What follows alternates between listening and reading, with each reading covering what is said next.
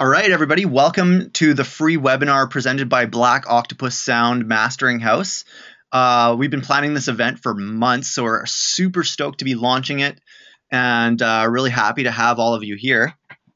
And there's my webcam, so you should be able to see my beautiful, sexy. Can I turn mine on?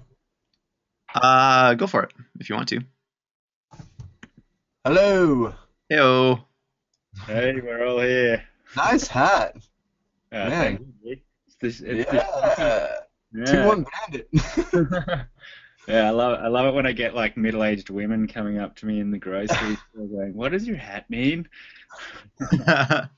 Nice. No end of entertainment. So the flow for this webinar is myself, Slade, and James. We're all just going to introduce ourselves. If you don't know this already, the three of us are the mastering team for Black Octopus Mastering, and it'll be one of the three of us who will be handling any of the mastering work that comes through our website. So mastering is something that we're all love, and I totally honor Slade and James for how skilled they are in the audio domain. And I'm just super stoked to be having these this arsenal weapon of a team to be able to do this work together. It's a real treat to be working with you guys on this project. So I just wanted to say that first and foremost. And so we're going to get rolling. And so the flow of the webinar is we're going to introduce ourselves and talk a little bit about our own career, just so you can get to know us and get a sense from where we're coming from in our own careers. And then we're going to jump into a portion that's question and answer. So essentially what it's going to be for the attendees is Slade, myself, and James, we're all on the block. And you can ask us any question related to audio mastering that you want. And I want to encourage you to just like really think about like what kind of creative questions or what kind of blockages you have in your own mastering, or if you want advice on plugins or EQ techniques, or the sky's the limit.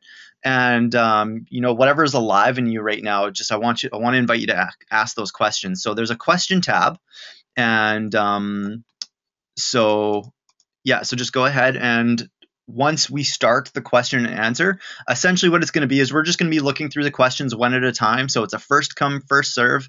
And once the questions start coming in when we're in that section of the webinar, then it's essentially going to be myself, Slade, and James answering the questions. And we'll discern that one question at a time, whether who wants to answer the question or not.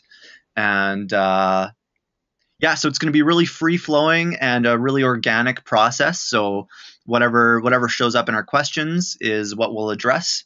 And if there's an unlikely instance where there's no questions coming up, then one of us will just take the reins and go a little bit deeper into the world of audio mastering. So I'll get started with our self-introductions.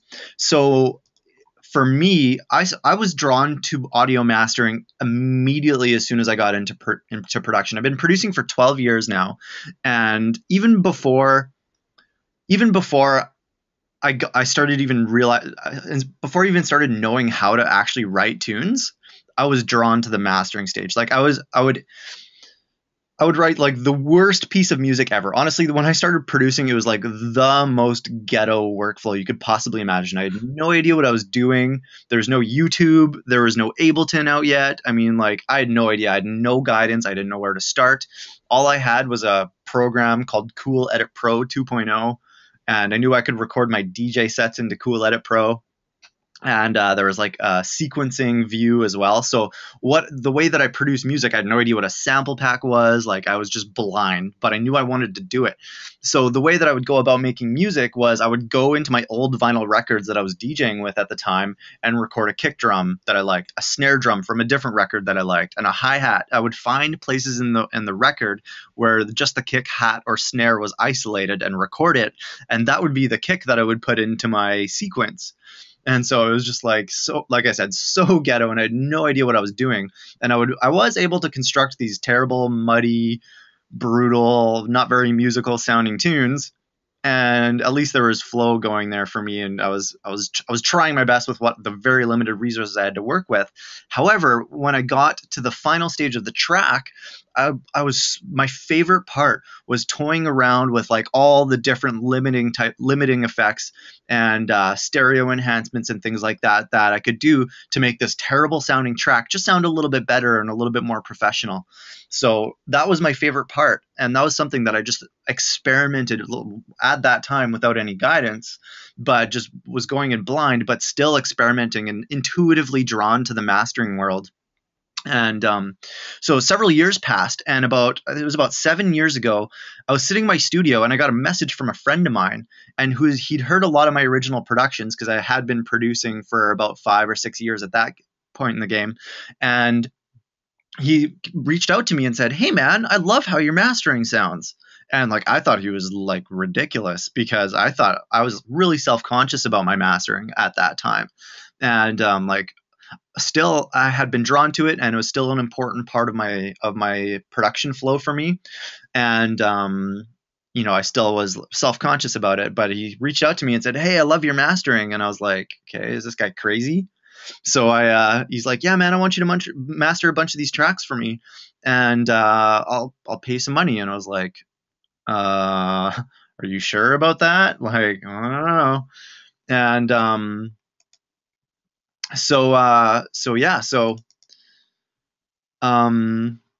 was like, "Okay, I'll do it." And he, so I mastered his tunes the best that I could, and sent him back to them, and he was like, "Dude, these sound awesome."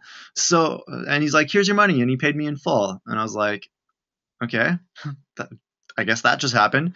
So 2 weeks later, somebody else reached out to me and said, "Hey man, I heard you do mastering. I want you to master some tunes for me." I was like, "Where are people getting this from?" Like, so I was like, "Okay, I guess, I'll take this on." And so I mastered his tunes once again as best as I could and knew how to do at the time.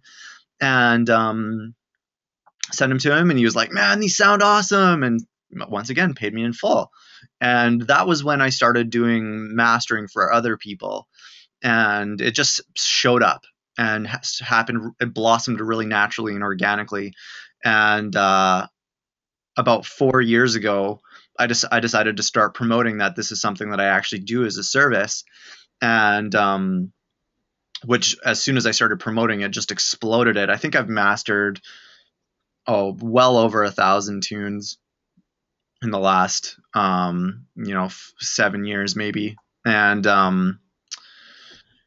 yeah, it's just something that just exploded in my life. And it's something that is an ever evolving process for me, and something that is really important to me is staying up to date with what are the most cutting edge tools and VSTs and things like that, so that I can stay at the front of the pack with what people are using to get the best quality sounding masters out there. So that's a little bit about my mastering career. I'm going to pass the torch to Slade. Slade, go ahead, man.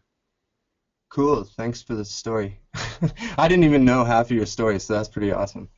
So, well, audio-wise, I mean, I started when I was 10 or 11, I think. I got my first guitar. And then I was in a rock band and doing that whole thing for a while and touring. And then I got into electronic music when I was 13 or 14, something like that. Something that I was always really into, though, was that kind of finishing, polishing sound that I heard on the radio. And at first, when you're first getting into music, you just think that it is what it is. They record it that way. And everyone must have a really good recording engineer, and the band's just that good. And it wasn't until I was in audio school that I started learning a little bit about what mastering is. We only touched based on audio production and mixing engineering, recording. After college, though, I was lucky enough to go to Abbey Road to the mastering suite, which was pretty awesome. I was working with Alex Wharton. He's like done a lot of stuff, Chemical Brothers and all them. So it was something that with mastering, it's not even an internship, but it's something that you just slowly meet other people doing it. It's kind of like a niche industry thing. You can get some education these days on it because it's so popular. But for years and years, I mean, the line between a recording engineer, mixing engineer, mastering engineer has got broader and broader. Back in the 70s, 60s, I mean, there wasn't a difference. They were just doing it straight across. So I just really got into it that way. Working in the box was something that I kind of started with. slowly getting outboard, things like that. And it's funny because the more you work around outboard, then you slowly go back towards the in the box lately because the emulations are just getting so good. There's certain things that you just can't get in the box. EQ lifts and stuff kind of become digitalized. Um, but it's definitely just an interesting thing to me. And I do produce and mix, and mastering is probably my main thing, the main thing I do, along with all the rest. So, yeah, I mean, that's how I got into it.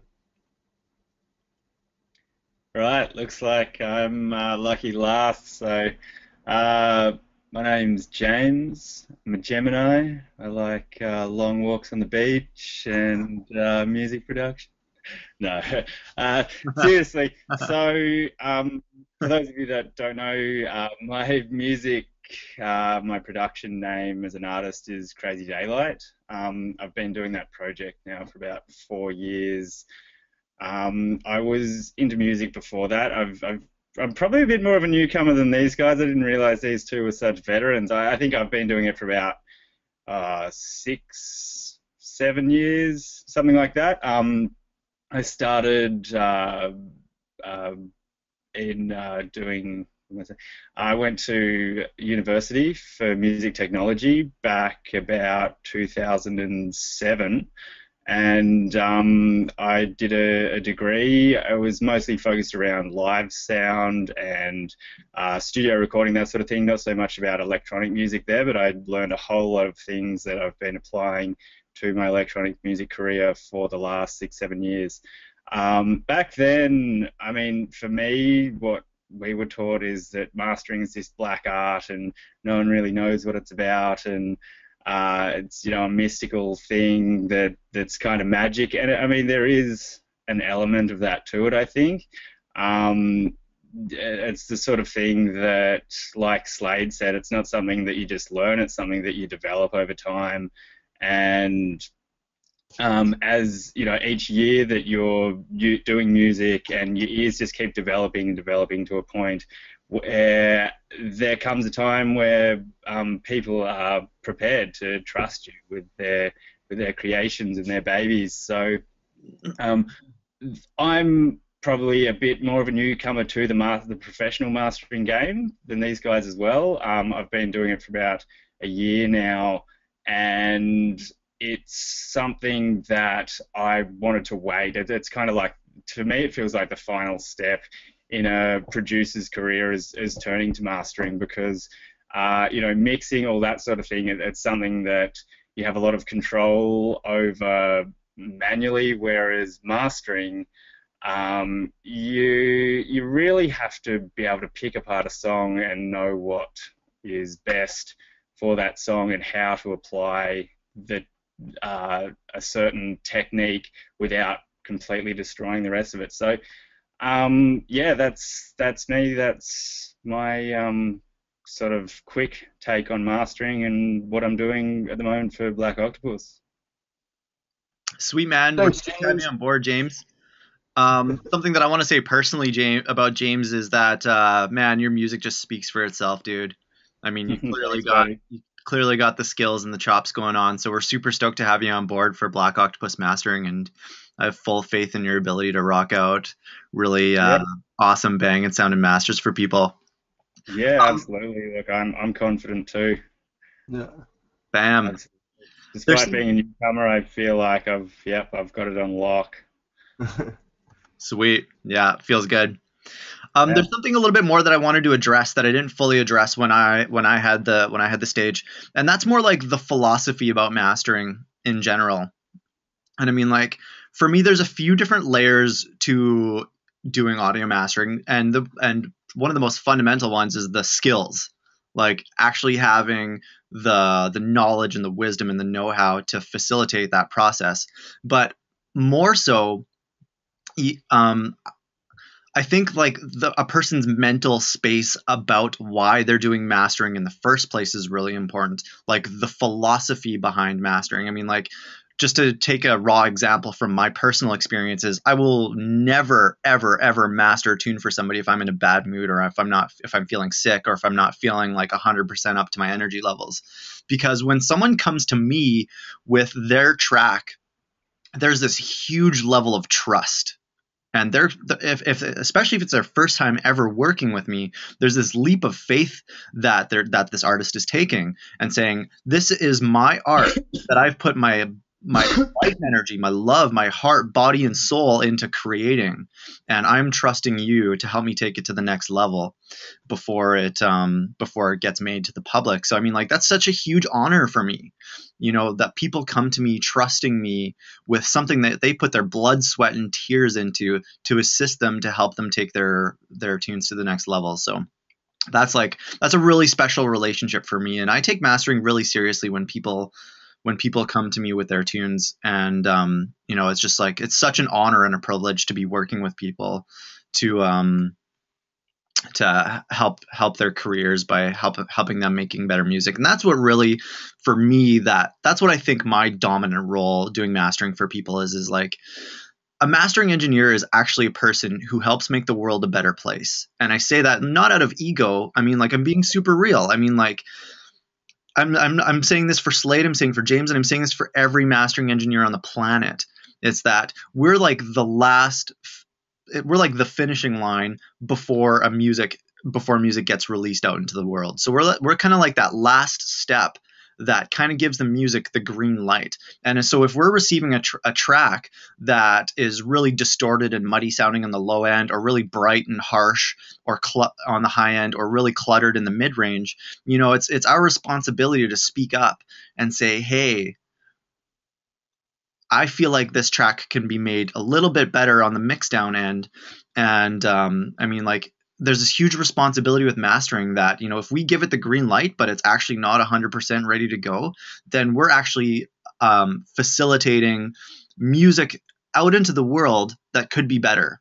So, I mean, like, what I'm really saying is that we're kind of like that last point where we have an opportunity to make the world a better place by giving just a little bit more time and energy and our wisdom and know-how to release better music into the world. That's what mastering is about, is just making sure that good music is released out into the world. So I think that's like, I really wanted to nail that one home and say that's where I'm coming from by doing mastering for people. I think too that the big thing is like you're saying, the last stage. You have to realize that as soon as that master is done, another thing that we do, not so much in the digital realm, in Black Octopus, I know we can offer it. I think we did one already through there, but it's called DDP, or Red Book Standard. And it's something that it's the process of getting the album cut and your cue points for the CD, and for pressing plants. And we actually are the middleman between that too. The artists these days don't have to send in a CDR. We have the masters, we have the DDP printout, and we give that straight to the pressing plant. So not only are we making sure that the mix down was good, making sure it's ready for shelf at a commercial standard for loudness, dynamics, EQ. We're also lining up with the pressing plant, dealing directly with them, making sure that the release is exactly how you're going to expect it to be on shelf. Another big thing is vinyl. Actually, the studio I work at here, right next door, we cut vinyl too. So we do a lot of analog and digital mastering, both mediums.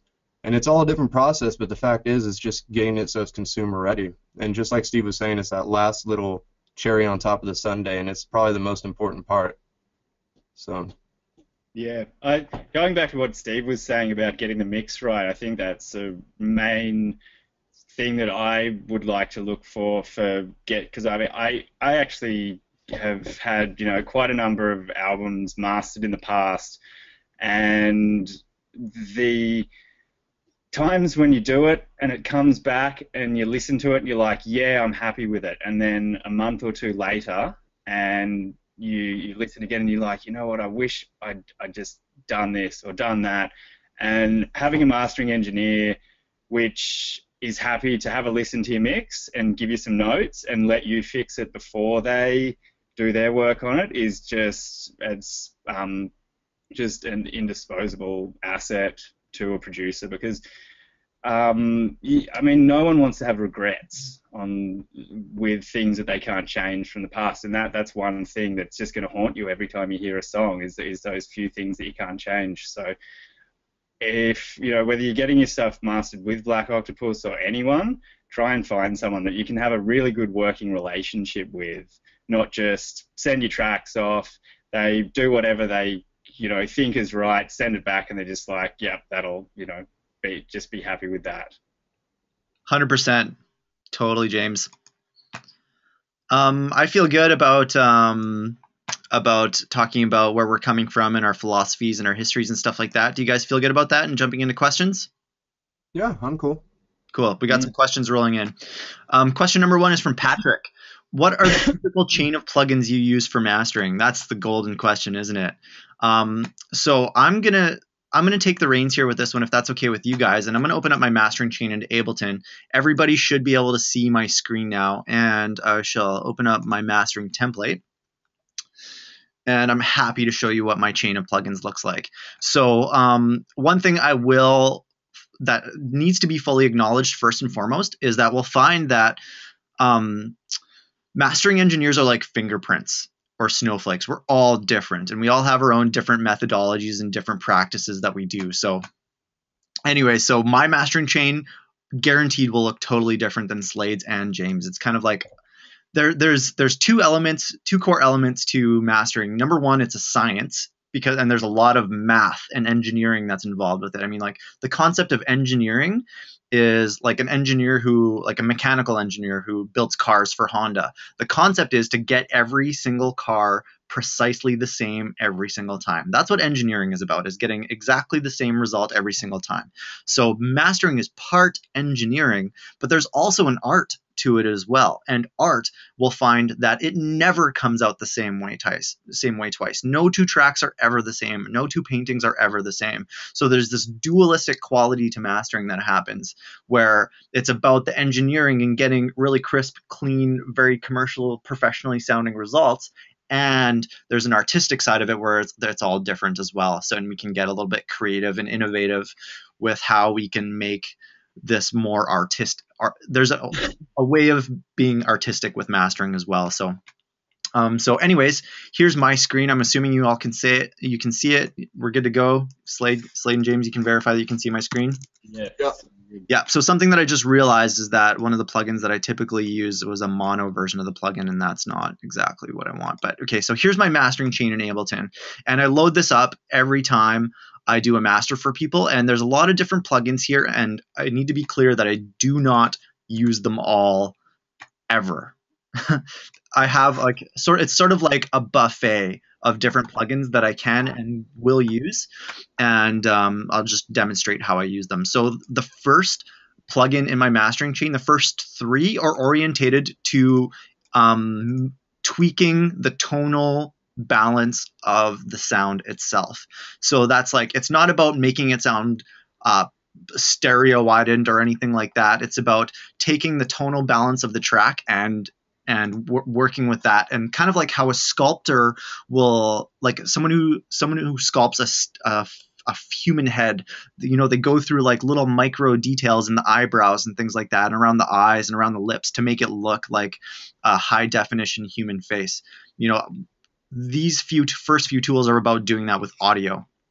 So the first one is a low-end saturator that I used from the Waves bundle. It's called Max Bass, and it is an awesome plugin for filling out the low end.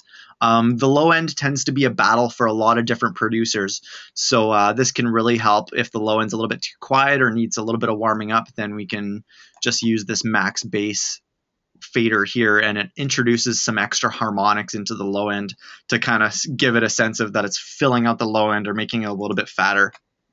Now, I need to say that if there's too much low end in a pre-master, I will not use this plugin, because I'm just going to create even bigger of a mess than what's existing already. So my next 2 tools are 2 different EQs. Now, I use them slightly differently, and I'll explain that. So this is your Ozone 6 EQ, normal EQ. So I'm doing a couple things here, and the first and foremost is that mid-side mode is activated. For those that don't know, mid-side is a different way of saying mono in stereo. So by doing mid-side, what we're doing is I can just boost the mono information only, or I can boost just the stereo information independently from each other. Whereas in your typical single stereo integrated EQ, we're actually, when we do a boost, we're boosting both the mono and stereo at the same time, whereas mid-side mode lets us do both independently. So that's a quick explanation of that. So what I'll do is, in the low end, and this is one of my favorite mastering techniques, and I do this every track that I master. And I go to the low end, and you'll see that I'm scooping out the low end information in the stereo field. So the gift that offers is that most producers know that the low end should be in mono, like things like our kick and sub basses and stuff like that are in mono. However, kicks sometimes carry stereo information. Low end synthesizer sounds sometimes carry stereo information. Vocal recordings carry low end stereo information. So essentially everything can and does. So by scooping out in the stereo alone and the sides alone, what I'm doing is I'm cleaning out the stereo information in the low end, which gives the low end information in mono more room to breathe. And that's something that's a mix down tactic and philosophy that we want to adopt too. It's like when we're doing our mixes, we want all of our sounds to have a lot of room to breathe and shine and rock out and do their thing and just fully express who they are and what they're doing. Like we want our guitars to be fully expressed. We want our bass lines to be fully expressed. And by doing this technique, we're creating the space in the low end for the kick and the sub to have a lot of extra breathing room by removing out something that's totally unnecessary, and it gives more room for the sub and the kick to be heard. And what we'll find is it's subtle, but we'll be able to hear the kick and the sub a little bit more cleanly. And another way of saying that is that the way that the brain processes sound, if there's too much sound frequencies happening from one part of the frequency spectrum all at the same time, it's confusing for the brain. I mean, like an analogy that I use a lot in both mixing and mastering is that to help people tap into what I'm talking about is put yourself in this situation where there's 10 people talking in a circle and everybody's talking all at the same time. It's a chaotic mess of people chat. So there's this clutter of audio, and it's happening all within a particular realm of the frequency spectrum, which is right about where this frequency curve is that you're seeing. So because there's this excessive clutter of a mess of sound frequencies happening, when all 10 people are talking at a time, we're not wired to be able to understand and process and digest that in our brain. So by taking that same philosophy with audio and we're removing any unnecessary frequencies, the more we're going to win in the clarity and clean mix and master side of things. So that's my explanation of why I do this. And usually I don't touch this EQ beyond that. Sometimes I will, depending on the track. Like I said, it's also an art. Every track is different. Every track has a different tonal balance. So every track requires a different mastering chain. There isn't one mastering chain to end all mastering chains. Every mastering chain is always different every time. So my next EQ that I do is the Melda Dynamic EQ, and this is a tool that I've just been like, loving so intensely. And this is where a lot of the tonal sculpting magic can happen for me. And so this is where I'll listen for things like, do I need to do some sort of a shelf in the low end because there's some rumbles happening around the 20 hertz, 30 hertz mark, which obviously can be destructive on a big sound system where we're getting a lot of muddy low end sub frequencies. And I'll also look for in this range of 1 to 200 hertz because that's a huge culprit of low-end muddiness in dance music. So that's an area that I tend to highly consider when I'm doing mastering. The central mid-range, a little piece of audio nerdiness about human biology for you, is we're actually wired biologically to be more sensitive to this mid-range part of the frequency spectrum.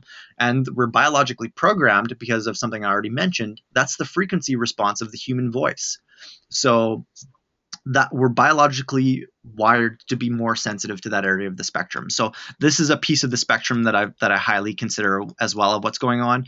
Harshness and muddiness and things that cause ear fatigue tend to happen from 1 to 5K approximately, give or take. And so I consider that and listen for that. And you'll see that I have this little boost at 16.5K. This is another one of my staple mastering techniques that I like to do because it adds a little bit of air and a little bit of it adds like just something nice to the top end that's a little bit higher than what our treble hi-hats and cymbals and instruments are sitting. And so it just gives like a little bit of an air kind of warmth to the master. So that's something that I'll do every time as well. So this is where my tonal shaping happens. And you'll see that the tonal shaping has happened over this low end saturator, the mid side EQ, and my dynamic EQ. The next step is I have my compressor. And I honestly, I'm a compressor, I'm like a plugin in general connoisseur. And I just love the glue compressor in Ableton. It's just got such a nice, beautiful, warm character to it. And it's really easy to be artistic and musical with it and working the attack and release settings and the makeup gain and things like that. So that's something that I use as well. The next one that I have in my plugin is Ozone's Dynamics. And once again, I have that in mid-side mode. I'll also use this for a little bit of enhancing. I'll go into using my makeup gain and attack and release settings. We can use compression and multiband compression in a musical way that creates like a pump or a thrust kind of quality into our low end, or if we have a vocal that needs a little bit more energy and life, we can use multiband compression artistically. Something else that I feel like I should mention about multiband compression is that in the audio nerd community, it's also can be known as the band compression. So it's also a huge culprit of sucking the life out of masters as well. So I recommend for people who are doing their own mastering at home, if you're not an expert in compression and specifically multiband compression, don't even open a multiband compressor. That's my advice to you. And unless you really, really, really know what you're doing. The next step is Ozone's Exciter. And I'll use this to add a little bit of harmonic content. And so something that for those of you who use Ozone 6, I know, or Ozone in general, might be familiar with this piece. I keep my mixes in the frequency bands that I use pretty low. So it's just like a pinch of filling out the low end or adding like a little bit of a bite to the high end, depending on the tonal balance of the pre-master that I receive. And so next step is I have two different stereo spreaders, stereo enhancers. One of them is Ozone 6s. I absolutely adore the clean, crisp, professional nature of Ozone's 6's stereo imager. And my alternative is Melda's stereo spread tool, which just sounds beautiful and makes bass lines, vocals, and masters sound absolutely huge. And so depending on the track, we'll find like, and this is back to the art piece of the puzzle, where stereo spreading, I'll use a different stereo enhancing tool for a different track based on what like the genre, how the track's produced is different for every track. So track A, I might use Ozone 6. Track B, it might be more appropriate for me to use the Melda. And before limiting, this is the last step I use before limiting, is the Kramer tape saturation plugin from Waves. And it's really nice. I just offer a little pinch of this plugin onto as my last step, and just gives it's hard to describe with words what this plugin does. I mean, it's easy to explain what it does. It emulates an old tape machine, and that's like a whole. Going deep into what this plugin does is opening up a whole can of worms. So I'm gonna not go there just for the sake of maintaining a good flow and timeline, and give the chance for everybody else to speak too. But this plugin offers a nice, beautiful character to the master that is, like I said, difficult to explain with words and very tangible at the same time. It's not really about how the track sounds, although it can influence how it sounds. It's not about that for me. It's about how it feels in my heart. That's what the Kramer tape plugin does for me is it changes the way the music hits my heart in a way that's really beautiful and heartwarming. So that's what I use that plugin for. And my last stage is my limiter, and my go-to is Ozone 6's IRC3 crisp setting, and I'll change the setting depending on the track once again, because mastering is an art.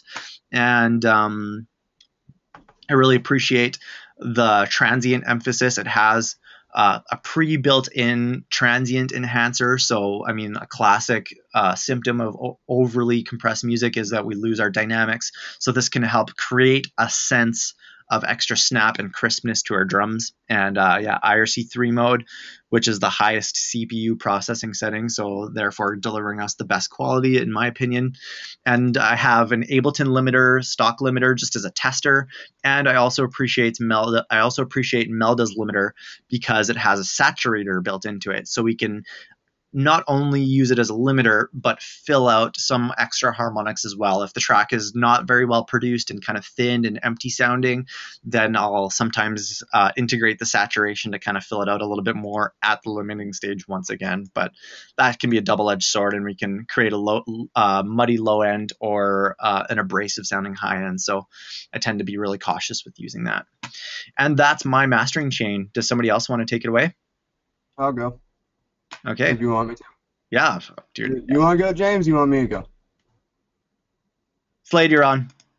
Oh, I'm on. Okay. How do I do my screen here? Let me try. Oh, I just show moved my my screen. center. Okay. Can you see my screen? Yes. Okay, cool. All right. So, flipping around here. This section is actually a rock session, but with dance, it kind of works the same way. I'm a very simple guy. Like, after seeing his chain, which is funny because we've worked together for years, but I've never seen his chain. And us mastering guys, we don't really look at each other's chains. That sounds kind of dirty, but we don't really look at each other's chains. I mean, it's just something that we might talk about in passing. Oh, this compressor's great. This stereo comp. I mean, it's so good. But it's more of a nerd talk. It's not like, okay, this is exactly what I use and this is how I use it. So it's kind of cool that I'm getting ready to share this because I haven't with anyone. We got the UAD unit here, so as far as in the box, I've been using a lot of UAD.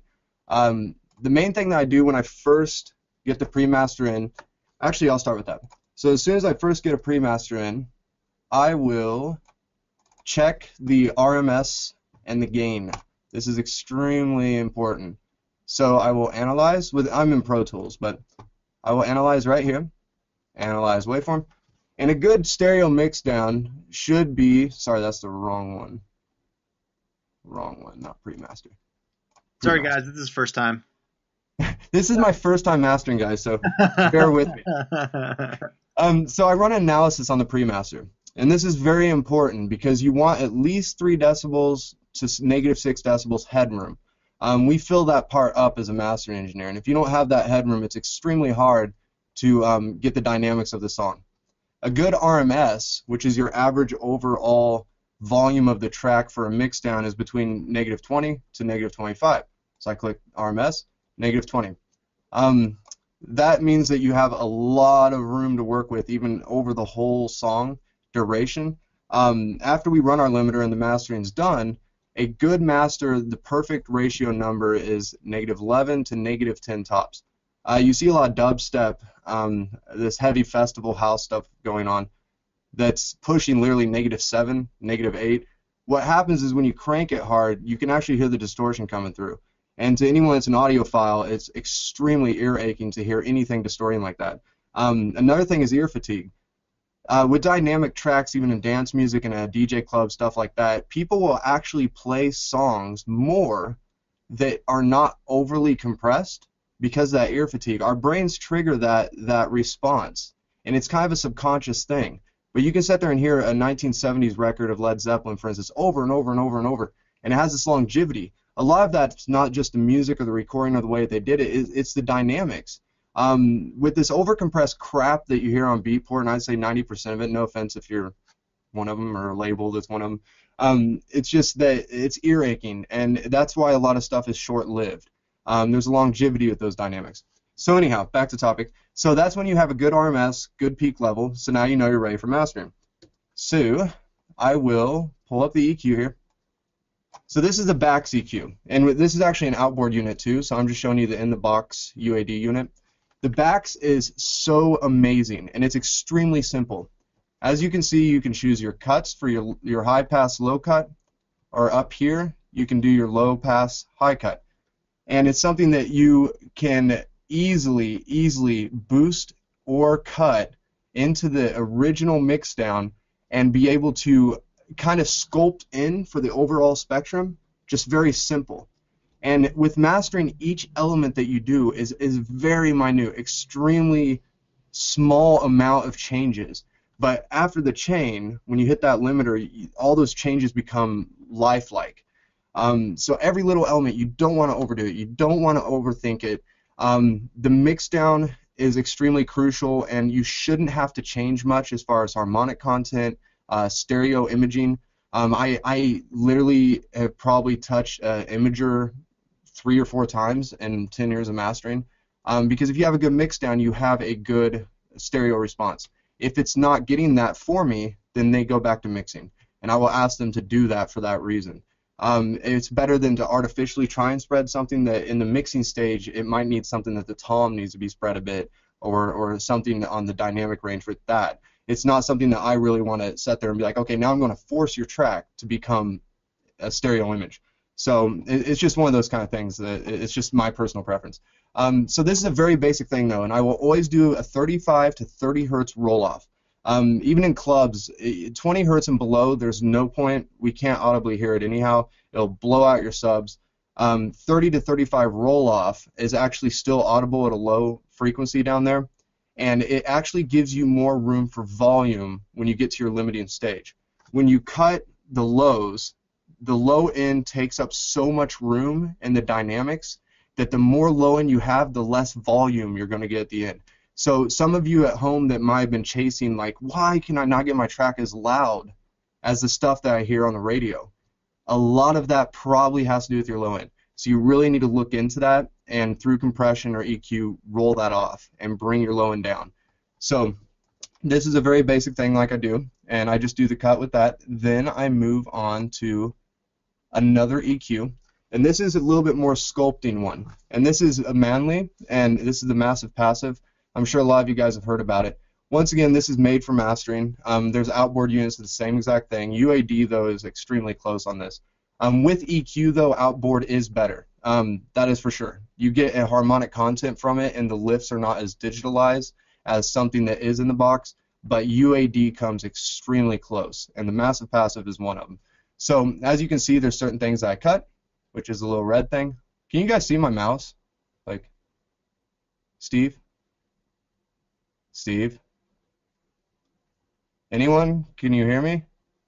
Hey Slade, I can hear you. Sorry, I muted myself. Yeah, Yeah, I can. Okay, cool. You can see my little mouse cursor? Yes, we can. Yeah. Okay, awesome. Okay, back to talking. Okay, so as you can see, I got boost, cut, boost, boost, boost, cut, boost, boost. So pretty much within that frequency band, you can choose, okay, am I going to cut it? Am I going to boost it?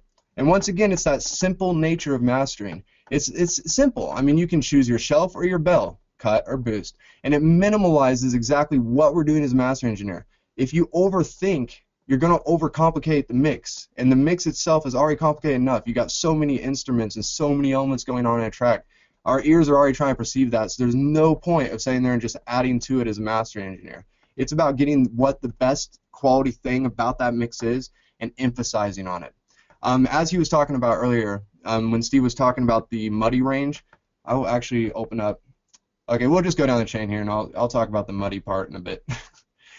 So then I will run into a stereo comp. This is Shadow Hills, and they are phenomenal. And actually, I'm looking at the Equinox right here. We have outboard units too by them. They are just amazing. Everything they have is extremely harmonic. And like Steve, for instance, he's very digitalized, so his kind of sound doesn't have natural saturation. This thing does. So I don't have to necessarily run a saturator plug anywhere in it. This is going to give it a discrete optical saturation that is just phenomenal. If you can't get UAD, or you can't get any Shadow Hills or anything that's going to have that emulation of saturation, check out the URS saturation. That's URS. They do the Pro strips, and they do a whole bunch of EQ stuff. They have one that's just a standalone unit that's URS saturation. And you can choose between tube, transformer, and different frequencies of saturation. And you barely want to touch saturation. And what we're doing in the box is getting the saturation artificially that when you use outboard, you're getting naturally. So it warms up the mix, and it actually makes it seem louder to us. And we'll talk a little bit about dithering in a bit, but it's kind of the same thing as far as putting noise into the track that's not really audible, but it makes the track louder, smoother, and kind of just runs a coat of warmth over the whole thing. So I run 2 EQs into the bus compression. Then I run the Pro Q2. This thing is amazing. The coolest thing about it is down here in the keyboard, you click the little keyboard over here, and actually if you know the key of the track, or if you're in mixing stage and you want to use this to cut in, and you want to cut certain frequencies that are out of key, you can actually look down here and your little notes are on the keyboard here. So those are exactly the same notes that these frequencies are. And it's also cool to look at because you can kind of learn what frequency is what on the spectrum. So as you can see, once again, I did something extremely slight. I'm running some MS, and on this other backs, by the way, I run MS. So that's what he was talking about mid-side. It spreads a bit on the EQ part. It's not necessarily spreading, but it's grabbing those frequencies and putting it to a stereo image instead of the mono. As you can see here again, I roll off at 30. I always do a dip right around 200 to 500. That is where a lot of muddiness comes from, especially with rock or something that's a lot of analog outboard.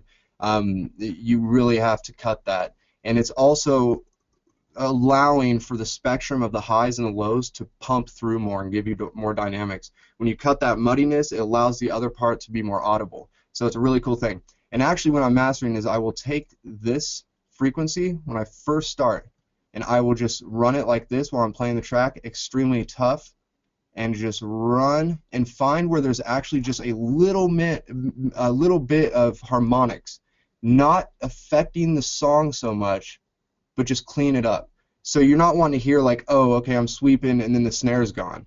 You probably don't want to cut that too much. You keep going down until you hit right between that little pocket of 250 to 500 range, and you'll hear not a lot of content being taken out of the track, but you're hearing the rest of the content come to life. And that's just a really cool thing. So I go really harsh at first, I find where it is, and then I will work my way up. Same with the low end. I will sweep it clear from up here at probably 15K, and just sweep down, find where my sub's at, and sit it. And once you sit it there, then you're just, boom, done. So it's another one of those things that you want to overdo it, work your way back into the finesse, and just find the little bit that you're doing. I'm not much for the air thing. I know that like this is an art, and like Steve said, Steve likes more air in the mixes. I like to be able to crank it and not have any frequency problems for the tweeters or your ears. I have a very sensitive ear for high end, like extremely sensitive. I know there's some people that do, and some people that like more of that high end thing for earbuds and stuff. And I'm just more of a mid-low kind of pumping rocking guy. I do always cut the highs, and the only lift I will get is from my cuts. If you see here, I got cut, cut, cut, cut, and roll off. So this little thing right here, you could call it a lift, but it's just that it's harmonically going to be louder than that of the first thing, but I'm not necessarily pushing that lift. Another reason is for digital EQ or in the box, you can hear the artifact of that digital thing that you don't get with outboard. So I would much rather cut than lift with digital EQs. And you can always take away some, but once you start pushing that a little bit too much, it kind of gets nasty. So right here is where I'd usually run a URS, that saturation plug, if I'm not running the Shadow Hills. Then I'll run my limiter, and I do love the Pro L. The FabFilter Pro L is so transparent. Ozone's cool, okay, and I used to use Ozone a lot. The best thing about Ozone, though, and the only thing I touch is the dither. The dither in it is awesome, which we'll get to dithering in a second. The M-bit on that is just amazing dither. Anyhow, so I got the Pro L, and this thing's great, and you just click the little Advanced tab, and this is your look ahead, and this is actually telling your compressor where those peaks are coming, and it tells the attack of your limiter when it's going to respawn. If you have a pretty quick look ahead, then you probably want a pretty quick attack. If it's for house music, for instance, I usually do like 100 milliseconds. So you let that kick tap through. You don't really have to worry about your transients too much either with this chain I'm doing. There's not going to be a lot of transients taken away. So I'll run maybe 100 ms or something. So you're run a pretty quick look ahead, 10 milliseconds, something like that. Run anywhere from 50 to 100 milliseconds attack. And then your release, you kind of just want to pull it until you don't hear it pumping and you hear it kind of getting louder, but it's not distorting. You kind of find that ratio. And sometimes on the outboard limiters, we go extremely fast attack, extremely fast release. And we do both of those extremely fast. And it just kind of clips the tops and gets you a more brick wall thing. That look ahead, though, with a plug-in version, look aheads is that brick wall. And if you're wanting to get a loud limiter, you want a good look ahead on it. So that's very, very important. This over here is your threshold. And when I'm playing a track, I don't know if I can play it here, just to show the frequencies coming through. Yeah, okay. Is this? Okay, and as you can see, it's just barely tapping on here. And that's with my full master. So you want to just pull that threshold until you're hitting it to probably attenuate down to 7 or something like that, -7, which this is your RMS over here that's getting pushed down. And you can kind of see how the frequencies are working here with your attack and how it's reacting to the frequencies. You don't want it to just be completely blasted out, so that's really important. So then we get to the dithering stage, and I'm going to go ahead and open up the ozone real fast because I know that everyone has that at home. Where are we at? Okay. So, and this is the 5, apparently, old school. But like I said, I only use it for dithering. The dither is amazing on this. And they have so many different forms for the noise shaping and stuff. If you're doing extremely high level, loud music, then you might want to use a higher dither amount and a higher noise shaping. But really, the noise shaping isn't a big deal. If you're at 24-bit, Steve, should I go into the bit rate stuff, or should we do that on a separate thing? It's alive in you right now. Go ahead, man. Okay, cool. So dithering is always the last thing you want in your mastering chain. And this is a pretty advanced part of mastering. And if you're mastering at home, this is still extremely important. So with dithering, we're putting a very quiet level of white noise. And that white noise is effectively taking inner sample clipping or distortion artifacts, and it's killing it off. And that way, when we take from 24-bit down to 16, so a 16-bit dither, you're not going to have any artifacts from that sample rate conversion and bit depth conversion. This is extremely important because when we get pre-masters, we ask that they are at 2496K, 24441, 24-bit, 32-bit, whatever you're producing and mixing at. You want to keep it at the highest possible bit depth and sample rate possible. So we will dither it. Leave it to us to dither it. If you're in Logic or Ableton, do not push the normalize button, do not push the dithering button, and it happens way too many times with clients coming to me with dithered and normalized tracks. So you want to keep it at 24-bit, don't dither, and we will dither to 16-bit. So you click the little 16. I would do just a normal dither amount unless you're at a very high level thing. You want to do auto blanking, limit peaks, and that's going to find those kind of inner sample problems going on. So it's very good. Over here, inner sample detection, definitely on. The IRC3 is the best by far, and that's if you're going to start using the limiter. So like he was saying, the IRC3, there we go, tongue twister, is very good for that too on the limiter. And transient recovery, here I told you about that. So yeah, dithering though is a very, very crucial part. And later when I talk again, I'll tell you guys about mastering for iTunes. I just recently got certified by Apple as a mastering for iTunes engineer. And it's a whole different process of dithering and the way that we limit and stuff. So I can get on that later. So James, you're up. Hello? James, your mic's muted. Oops, there we go. You can hear me now? Yep. Gotcha. Yeah, cool. Yep. Right, I'm actually on a computer that I don't use for mastering. I use my other computer for mastering, and I use Cubase. But I can take you guys through some of the things that I do when I master with Ableton. So I'll get that running, and we can take it from there. Now you guys can see my screen now, I take it? Yep. Yeah, cool. Okay, There we go. Yep, I see it. cool. So, I mean, I don't necessarily have a set chain that I use. I don't load up a whole bunch of plugs and just choose from those. I like to go on a per track basis because obviously some tunes are going to have very different things that need to be done than others. I mean, it's obvious that there's going to need to be some sort of EQ, generally a limiter's involved. But I pick my plugs on a per track basis, but there are some that I will go to generally for certain things. As the others were saying, rolling off below, usually 20 or 30 hertz is a great way to start off. It just, clears anything in the bottom of the mix, like DC offsets, which, if any of you are familiar with that, it's essentially a very low frequency that a lot of distortion plugins and hardware and that sort of thing will create a DC offset, which is it's a frequency of maybe 8 hertz or something like that that'll just sit underneath the main signal, and it's obviously sub frequencies.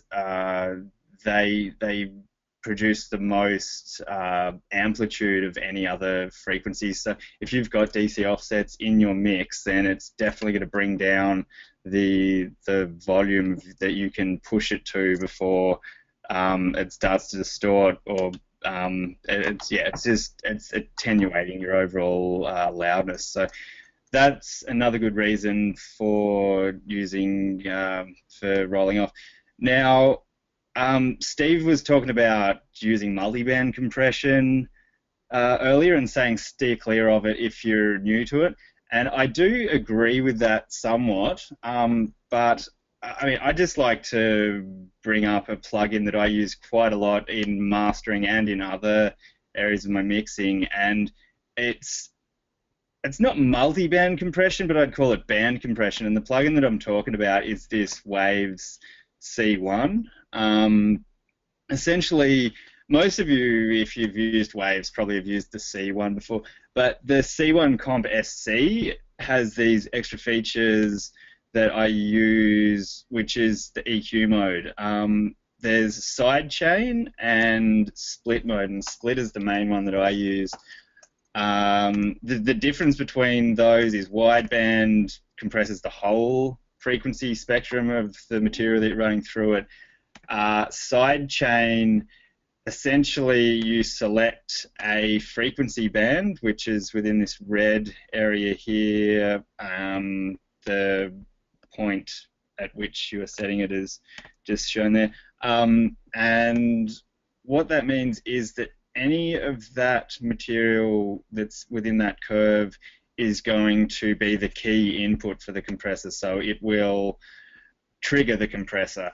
So, if we have it set like that, then it's obviously the sub is going to duck, and it will bring down, attenuate the level of the entire frequency spectrum, which I've never used that in mastering. It's more of a mixing thing. The split is the thing that we want to focus on more, which is essentially, once again, program dependent within this curve.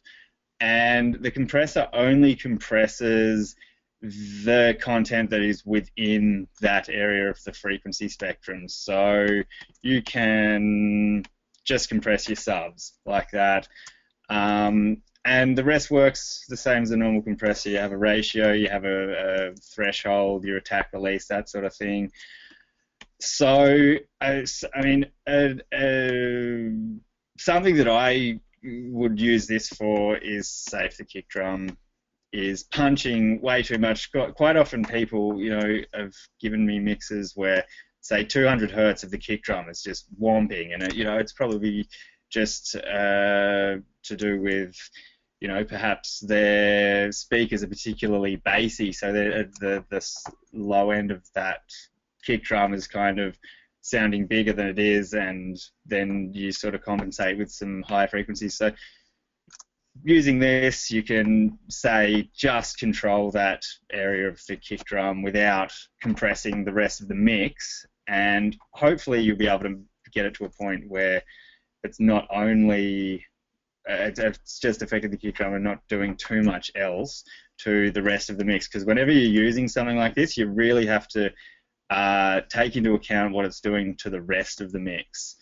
So that's the C1. I mean, going back to what I was saying about, the reasons for why people do things, I think something else that's really important to know when you're mastering is the sound of your room. Especially, if you're at home in your studio, you might not have a lot of acoustic treatment and all that kind of thing. Knowing where the peaks and troughs are in your room really help. And I mean, that's not necessarily part of a mastering chain, but I mean, I think that your ears and your room really are part of the mastering chain because it's affecting the sound and how you're perceiving the sound. So I would advise just getting something like a sine wave and just sweeping through the sub-frequencies and seeing which ones take off and which ones don't, and that will help a lot with assessing an objective sort of observation of what's happening in a mix. Steve was also talking about mid-side.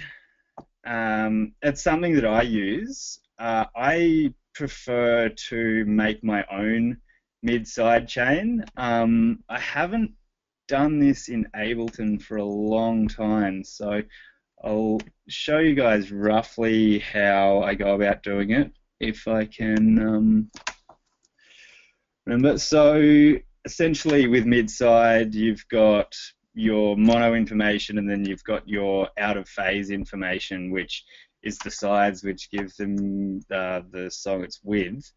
So what you can do is use this utility plugin to one, you bring in the width to the center, so that is your mono signal. Then on another track, or we could probably split it in Ableton. Let's do it on another track. So that would be your mono signal, and then on another track, let's get rid of that. You can get this, copy it to that track, and then you would want to have another one of these which has phase inverted the left. So essentially what that leaves you with, you don't even need that one, that's going to leave you with a copy of the right phase. I'm not even sure that I'm doing this right. I might leave this for now because it's something that I'm not familiar with in Ableton, but going back to what the actual idea is,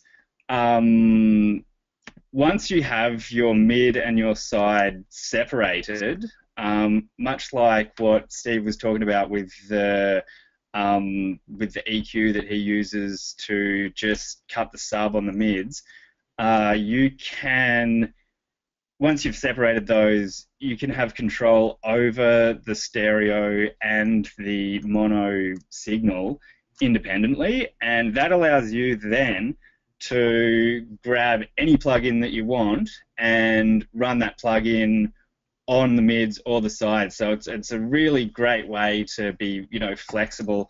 An instance where you might want to do that is say vocals. If you're trying to sort of pinpoint the vocals and get a part, say the vocals are a bit harsh at 3K and you really need to do something about that, but say when you EQ out 3K on the entire mix, it starts affecting the guitars start to sound dull, that kind of thing.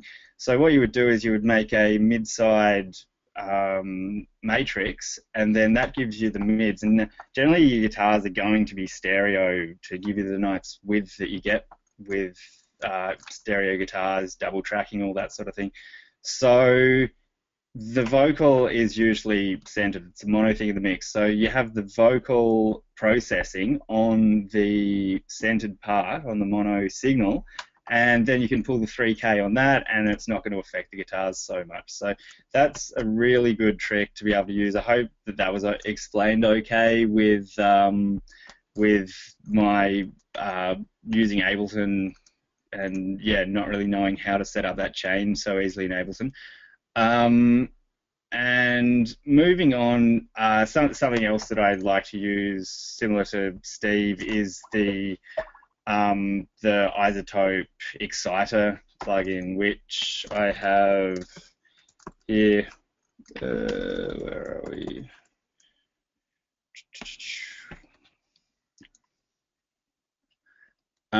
Once again, that's one that you can use in MS as well. So it can be cool to, if you want to get some extra width, just to add a little bit of extra crunch with this to the sides rather than your mid, just to, you know, lift out the highs, that kind of thing. That's something that I definitely do from time to time. And yeah, I mean, as far as EQ goes, I'm a fan of the Waves REQs. They run at 32 bits, so they have like a nice amount of headroom. You can run a fairly hot signal into them, and they're fairly transparent. What else? There's something that no one has mentioned yet, is the Sonox limiter. I don't actually have this on this computer. I only have it on my mastering computer, but it is a Sonox. They're made by Sony. The Sonox limiter is just really, really tight sounding. You can drive it quite hard without getting distortion.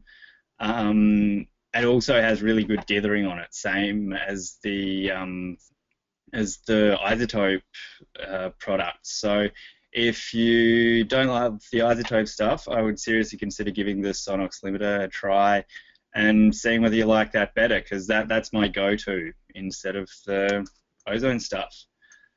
So, I mean, that's more or less, I think, yeah, the main points that I wanted to cover with mastering. And yeah, I can pass it over to one of you guys. Sweet, thanks for that, James. I just kind of really want to acknowledge just how special this is to have three people well versed in audio mastering all showing our mastering chains. Like, I've never seen this happen ever.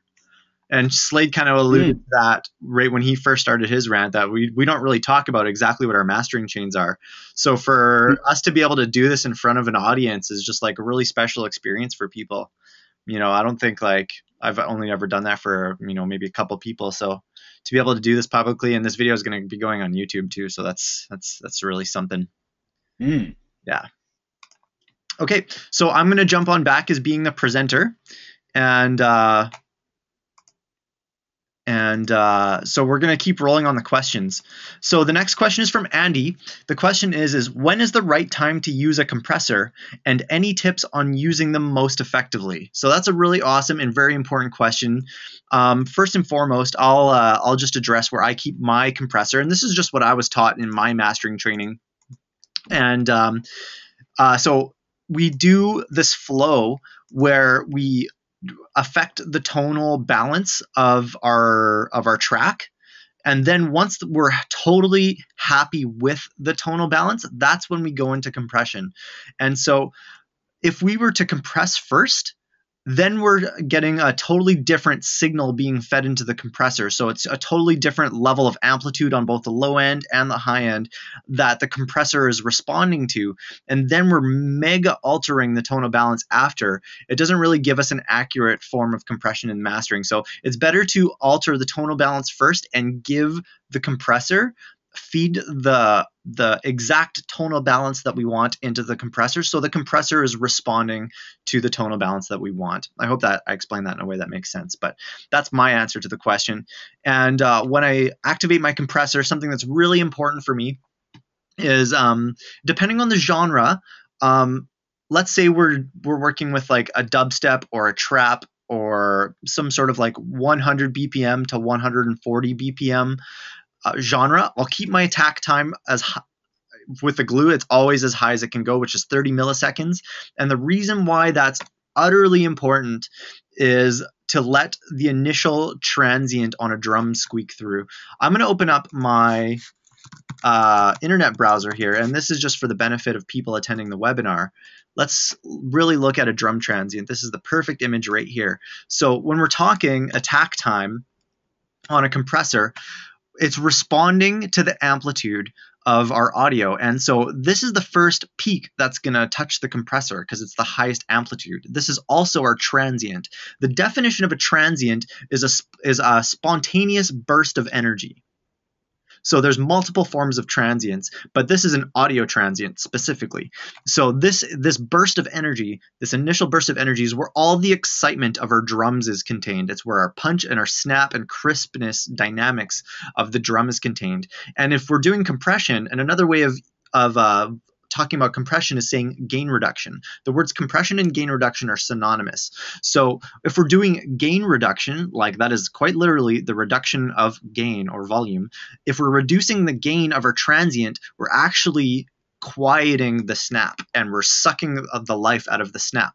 So if our attack time is set to 30 milliseconds or higher, then the gain reduction doesn't start happening until that time. So if we have a zero attack time, meaning it starts immediately, we're snipping off our transients. However, if we have a higher attack time, the gain reduction doesn't start happening until after the transient has passed through. So that preserves the snap of our drums. And like I said, I hope I explained that in a way that makes sense. It's as best as I know how to explain it. So we want a higher attack time optimally. Now, there are genres like drum and bass that are like 170 BPM, where there's just so many drums and transients flying all over the place that we can actually create some over-compression distortion by having a too high of attack time, or a compression artifact by having too high of an attack time. And a compression artifact is subtle and requires a trained ear to identify most of the time, unless it's really exaggerated. But a compression artifact can sound like the constant fluctuation of volume happening in a way that sounds messy and untidy.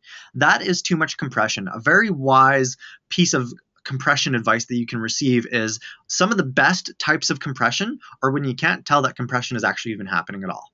So that's kind of my overall philosophy, unless I'm using compression in a way that I'm using to add some pump and thrust into a sound. And that way it's more artistic and musical, and we can audibly hear the compression, but it's done skillfully and artistically.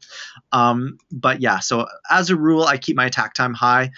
Drum and bass, I'll tend to lower it a lot just so I don't have that constant compression artifact happening, which can happen with drum and bass music. And as a rule, I typically keep my release time really high. That also prevents that dramatic jumping and down and wafting of volume. And but once again, depending on the track, depends on the genre, it's never the same. I mean, for drum and bass, I'll probably lower both of these settings significantly, and I'll use a ratio of either 2 or 4 on my glue. And if I decide to use another compressor, I may dance around the 2.5 to 3 ratio area. Something else as well that I do religiously is I'm going to actually just load up a pre-master from a recent track. Let's just say this is it. And so I'll play the audio, and we're going to keep an eye on the compression signal. And so so what I'm going to do is I'm going to bring the gain reduction to down to about 5. And what the gift that gives us is that it kind of closes the gap between our high peaks and lows and kind of gives us a more smooth, more gelled together master. 5 is actually a bit high. I remember when I first started doing mastering, I tend to gravitate towards like 2 decibels of gain reduction, but just now I'm finding myself gravitating more towards around 5. And what I'll do is we'll just keep an eye on this compressor here and keep an eye on this needle. Remember, this is a measurement of decibels that we see here. So we're going to lower the gain reduction to about 5 decibels.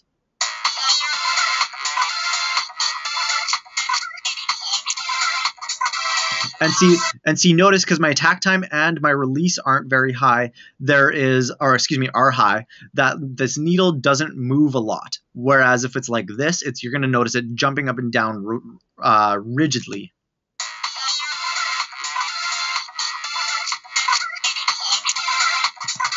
See how it's a little bit more smooth? That means there's not a constant volume fluctuation. Remember, this is a measurement of volume that we're seeing here. So there's not that constant fluctuation. So what I'll do is I'll just find that sweet spot where I want to hit about 5 decibels of gain reduction. And then I'll boost my makeup gain to 5 and leave it. I don't want to be boosting it higher because that creates a misperception that the compressor is adding more excitement because we perceive sound as more exciting at higher volumes. So I want to make sure that it maintains about the same volume. I should be able to turn the compressor off and on and not have a shift in volume happen. That's my personal preference and way of operating compression. And so what's happening is we're kind of squeezing the peaks down a little bit and creating a sense of unity and togetherness, and we're gelling the track a little bit better, just a little bit better together, just by squeezing the tips down into the rest of the track a bit. So that's how I use compression and mastering. Does somebody else want to jump in? I mean, I think you've pretty much covered everything there. You know, and I guess a good thing to highlight is just, you know, the reasons that you would use compression in mastering. And, you know, I mean, one of the main things that I think of is just not having to drive your limiter quite so hard. And if you have big peaks and big transients that are running hard into the limiter, then a limiter is a very unforgiving way of bringing down the level of a peak. Whereas with a compressor, you can just be a little bit more subtle and just massage those peaks into place in a more musical sounding way, rather than just smashing the crap out of them. Yeah. I'm going to touch base too on the, since we're talking about compressors, a lot of people have the question, should they use a stereo bus compressor on their mixdown? And I'm sure you guys have both heard it, Steve and James, many of times, that should we have dynamics on our master bus or should we not in our mixing stage? And it's extremely important to know, if you know what you're doing and you're mixing the tune with it on the master bus with extremely slight decibel reduction, like we were just talking about, I'm talking 1 or 2, to give it a little bit of something, that's fine. Just tell your master engineer that you used one. It's very important. But I'm not telling you to run out and start doing bus compression on your master bus for mixing. It's better not to.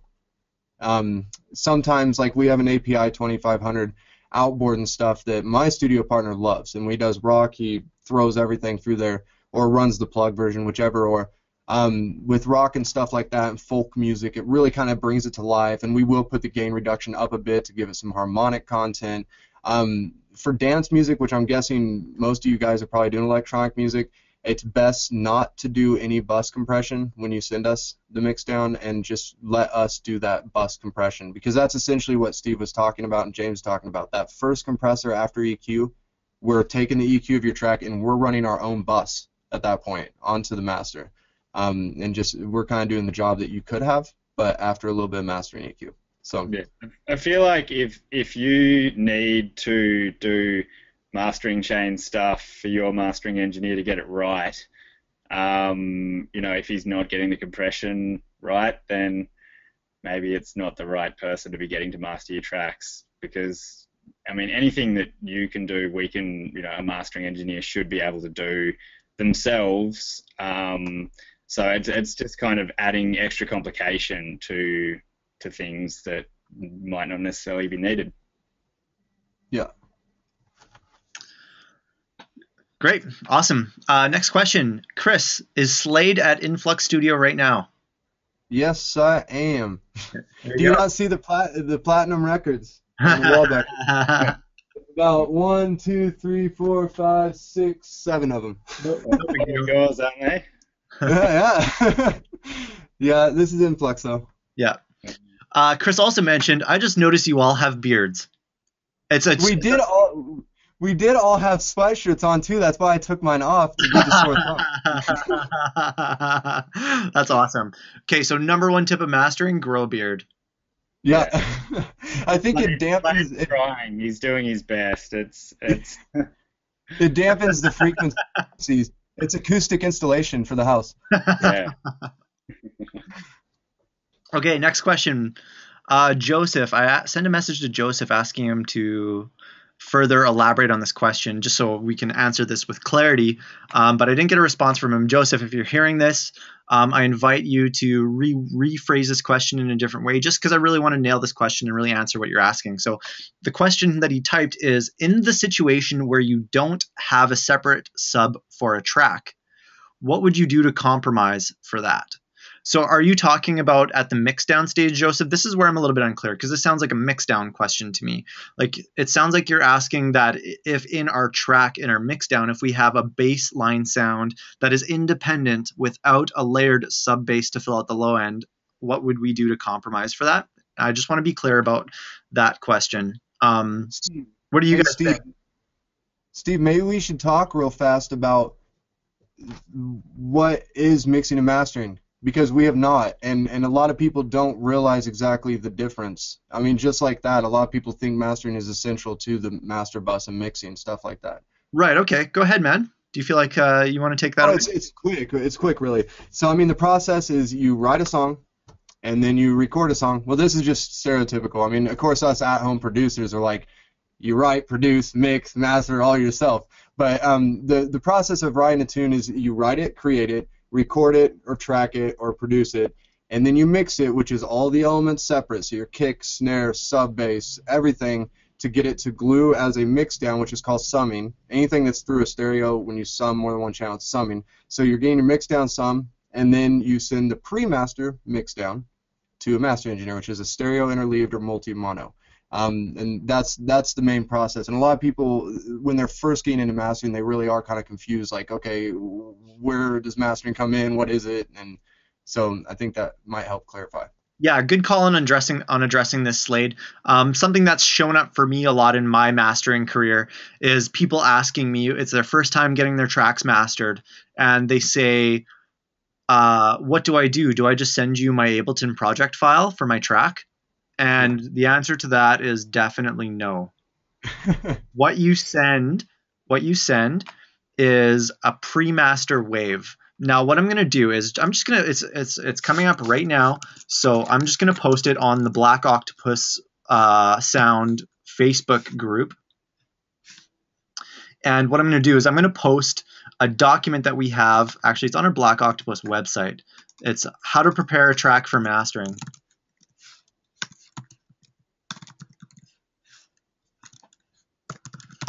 So I'm just going to make sure that that gets posted, and it's a detailed step-by-step document on what we need to do to prepare a track for mastering.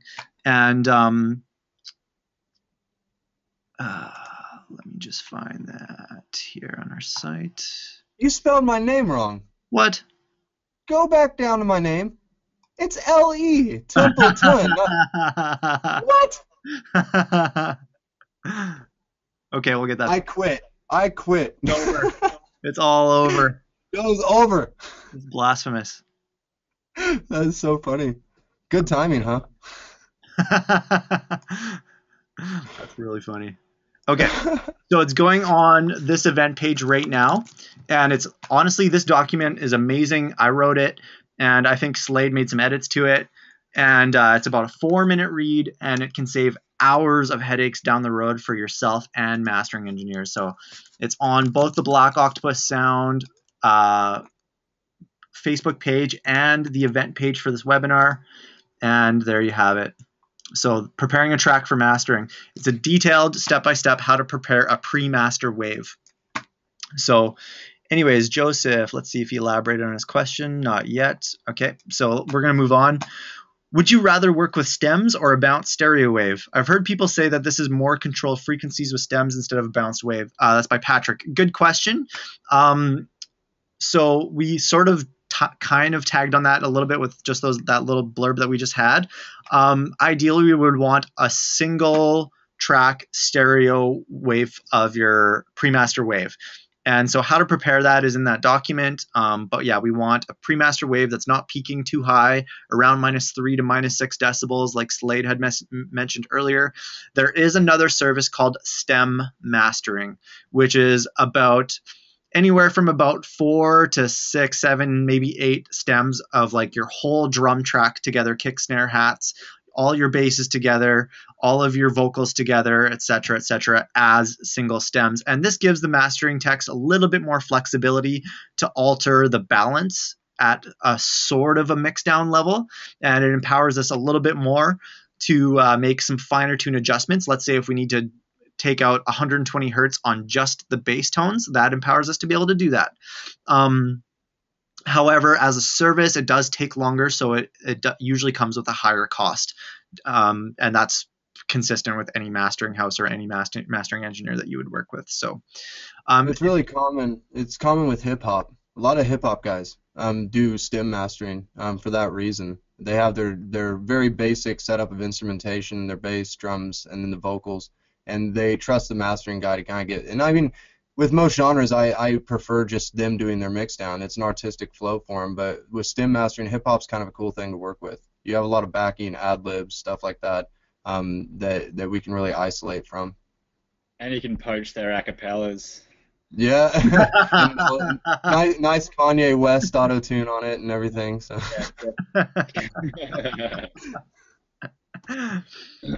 Okay, next question by Anders. How do you approach mastering a band compared to an EDM producer? I feel like Slade, you're probably the most empowered. I've only ever mastered a heavy metal band before. EDM is my specialty. So Slade, I'm going to pass you the torch for this question. Okay. Yeah, I mean that's one thing that's really cool about mastering too that we were talking about earlier is people trusting you.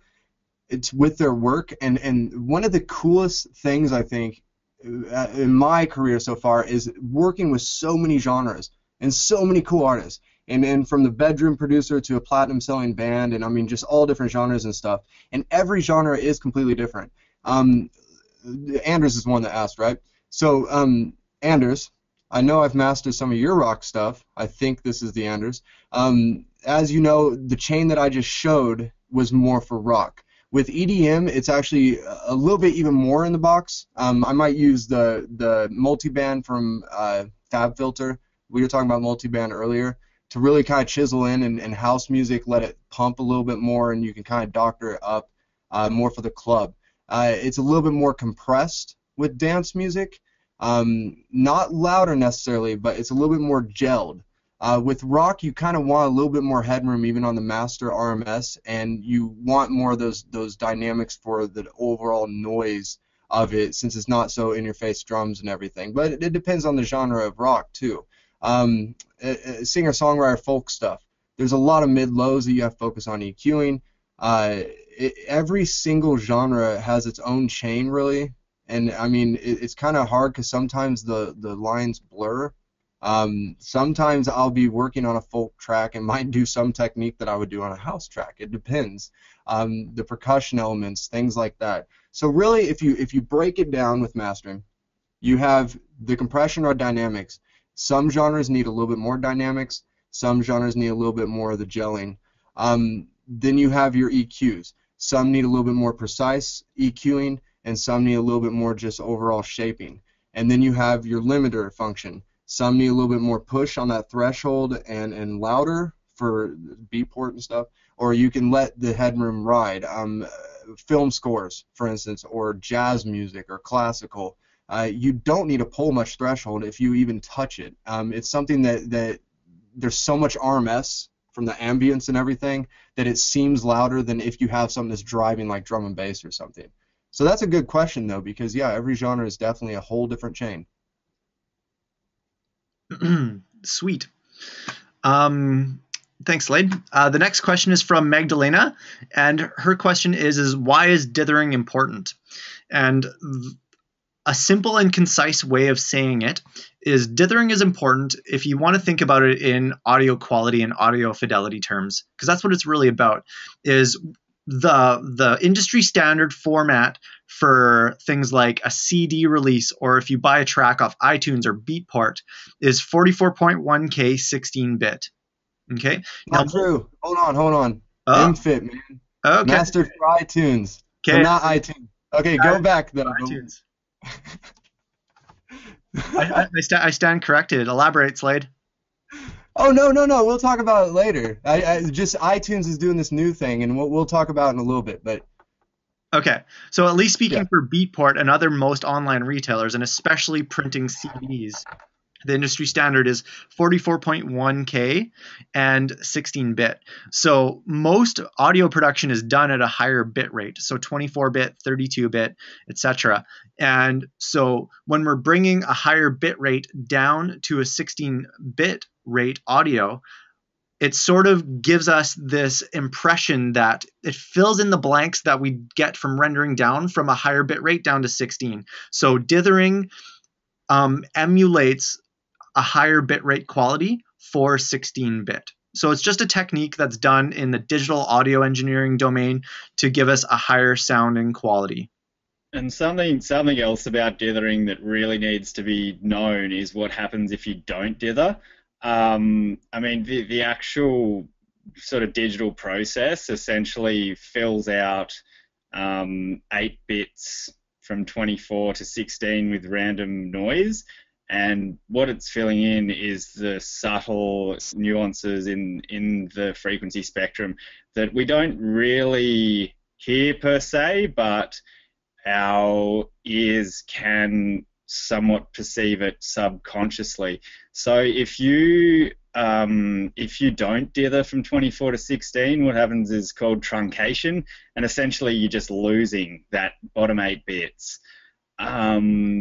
And if you do that, especially on more organic sounds that have really nice, clean sort of decay, say solo piano or something, classical piano, if you truncate that, you're actually going to notice a degradation of the sound. And sometimes you can hear a stepping as well, whereby the bit depth of a piece of audio essentially allows a certain amount of increments of amplitude, because amplitude of audio is not round as in the analog world, and it does actually go in digital steps. So once you start messing with that, you can sometimes hear as a stepping of the decay of sounds, which we definitely do not want on our solo classical piano pieces. Unless we're going for some sort of weird concept piece. Maybe you do. Awesome. Great contribution, James. Yeah. So Chris asked, is 12 decibels headroom in a mixdown worse or better for mastering as opposed to 6 to 3 decibels? This is a great question, and this is something that, if you were to do a Google search on, you would get pages and pages and pages and pages of this question being debated by mastering techs and audio nerds all over the planet. And so I feel like it would be good to get multiple perspectives for this question. So let's all three of us give an answer to this. So my personal preference is I suggest that people give me their pre-masters between -12 and -6, approximately. -3, I've noticed a lot of times where if I say something higher than -6, that sometimes people will give me like a normalized waveform anyways, or they have like a few really odd random rogue peaks in their mixdown that are clipping. And so I find that offering people as -6 as the absolute highest, then it closes the door for any sort of clipping to happen accidentally out of people's awareness. And mistakes do happen, and that's the reality of working with audio. So just to close the door for any mistakes to possibly happen of any accidental clipping, I say -6 is the absolute loudest. And I say a -12 is absolute minimum, because in my training, what I've been told is that anything less than that, and we start to experience a degradation of the audio and the summing. So I say -6 to -12 in as my preference for what I give my clients. Slade? My kind of thing with it, a lot of it has to do with the noise floor. If you're using outboard, and this goes beyond dance music. So dance music, of course, a lot of it's digital. You're not worrying too much about the noise floor from analog gear or anything. So you can have, 12 decibels, 20 decibels, and be able to really bring the mix back up, and you're not going to hear too much problems. if you're mixing analog or doing outboard units, and the more gain staging that you need to do to make up for that saturation sound that's going on, if you don't put enough of that to make up for it, then your saturation and noise floor is going to get louder too.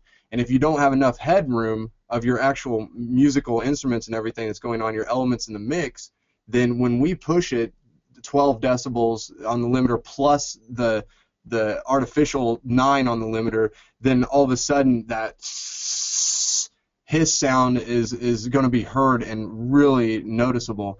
Like I said, in dance music, it's usually not a problem, but a lot of people I know are using the Kramer tape and stuff on their drum bus in dance music, so that can also kind of start coming through. So with me, it's definitely a -3 to -6 kind of area. But, I mean, I've had people -10, -12, never really a problem. Yeah, look, like you said, you definitely don't want to go too quiet. I'm generally used to dealing with dance music and stuff that doesn't have too much of a noise floor. But yeah, don't go too loud. That's the main thing, because if we have to turn it down, then it's just adding one extra process to the mastering chain that is going to cause degradation. So yeah, I'd say probably -10 to -6 is comfortable for me. Awesome. There you go. Next question is by Josh. The question is, do you guys master your own music, or do you prefer to have someone with fresh ears master it, even though you all know what you're doing? I feel like that's another question that all three of us can answer independently. For myself, I master all my own music, and here's why. For years, I've been sending my tunes to other people, and I think I maybe have received one track back that I've actually been happy with the master. And I find that it just creates like this whole, just being real with you, like human to human. It sucks sending your track to mastering and getting back a shit master. It's not fun. It's not fun for myself, the artist. It's not fun for the mastering engineer who I have to speak to now and have that conversation with. And it's just not fun. And it's just like I'm over having that conversation. And I've been finding that I'm more pleased with my own masters than I am with other people mastering my music. However, there is definitely something to be said about sending your music to somebody else who has fresh ears. I mean, like, one of my favorite quotes in mastering is by Bob Katz, like one of the most famous mastering engineers in the world, who's written tons and tons of books on the topic. He says mastering in one concise sentence: mastering is the art and process of getting a second opinion. Simple. So, I mean, like, getting that second opinion is an important part of the process. And of course, like, if we're making our own tunes, then we're obviously can be desensitized to it after a while. And so when I do master my own tunes, I leave a lengthy distance between when I finish the production of it and when I actually go to master it. It's not like I'll finish it and then master it in the same day. I'll finish the track and then wait several weeks before I actually go back to mastering it. So I do have that fresh take on it. That's my answer. Okay. The short answer is yes, I master my own tunes, but I generally get someone else to master them again before I release them. Being able to master your own tunes is great, especially for DJs who, you've just finished a track and you're probably not going to release it right away. You don't want to be sending it to labels because you're waiting to finish other things, all that sort of stuff. So, mastering your own music as well, from that perspective means I also use it for my mix. Like, I will sort of get to a certain point with my mix where I'm like, all right, I'm going to start mixing this into a limiter and maybe add, a few mastering chain things, maybe a little bit of, harmonic excitement, that sort of thing. So you are then mixing into what you might expect a mastering engineer to be doing, so that you know that if you slam your mix really hard with the limiter and all of a sudden the drums are disappearing, you probably get to go, okay, well, maybe I need to make some more space in the rest of the mix to let those drums punch through. And so if you start doing that with your own tunes, it will definitely decrease the amount of times and instances where you're going to send it to a mastering engineer and they're going to send back saying change this, this, and this. And apart from that, it's also great to be able to play your own tracks, mastered whenever you want to, in your DJ sets. Final point on that is I do not master my own tracks for commercial release. I get someone else to do it. One, because, I want a second opinion. I want a different set of speakers. I want a room that responds differently. So someone else's, no one's perfect, and, we're all trying to achieve perfection in our music. So getting someone else's, take on it and little contribution is always going to get you that little bit further, bit closer to perfection. But once again, as I said earlier, I can't stress how important it is to have a good working relationship with your mastering engineer. It's not about necessarily getting the best mastering engineer. It's about getting someone that's cool to deal with. And, if you get your tracks back and they say, and you say, I want this fixed, can you do this for me? And they're cool about it. They're happy and they actually come through and deliver what you ask for. That is way more important than, paying whoever's been dubbed the best mastering engineer in the world. Good answer, James. Yeah. Oh, is it my turn? Slade. Yep. What do you got for it? What was the question? No, sure. It's really funny. I think the first thing before I actually got into mastering, I sent mine off to someone, and they did like the free preview thing, and like I heard what he did, and then I just like emulated it, and then from there on out, I've never had anyone master my stuff. But recently, all my drum and bass stuff, I love having another engineer on it. I don't know what it is. I think it's because it's so intensive on the mix down, and it's a genre that I really, as far as the mixing and mastering, it's extremely unique. And I've been using AK1200. I've been releasing with him, and he has a mastering guy. So with my drum and bass stuff, I've been using him. With the Crime Vessel stuff I do, I went to work with someone just on this last album because I worked on the album for a year and a half, and I was sitting there and I sent out the thing to get the pricing and everything, and then he sent it back, and I was like, you know what? I mean, I'm just going to get so mad at it and be like, it's not what I expected. This isn't at all what I needed. And I think that we've done it so much that we literally, it's kind of that purist thing. It's not that we're egocentric. It's not that I wouldn't trust James or Steve to do mine. It's just that we have a different approach, and every engineer, like we said, it's an art form. And would you give your painting to someone else to finish, really? And I mean, if it's your work of art, and I mean, if you know how to paint that style, and that's all you've done your whole life, you're probably going to want to finish the painting yourself. But if you're kind of learning, you're like, okay, I need someone that knows colors and knows how to apply this element, then you want to send it to a professional. You want someone involved that knows what they're doing. So the at-home producer, there's two reasons why you want to go engineer. Like they were talking about, the interaction with someone that can help you get your mix better and get it shelf ready and have the knowledge to help. And the other thing is the room and the setup.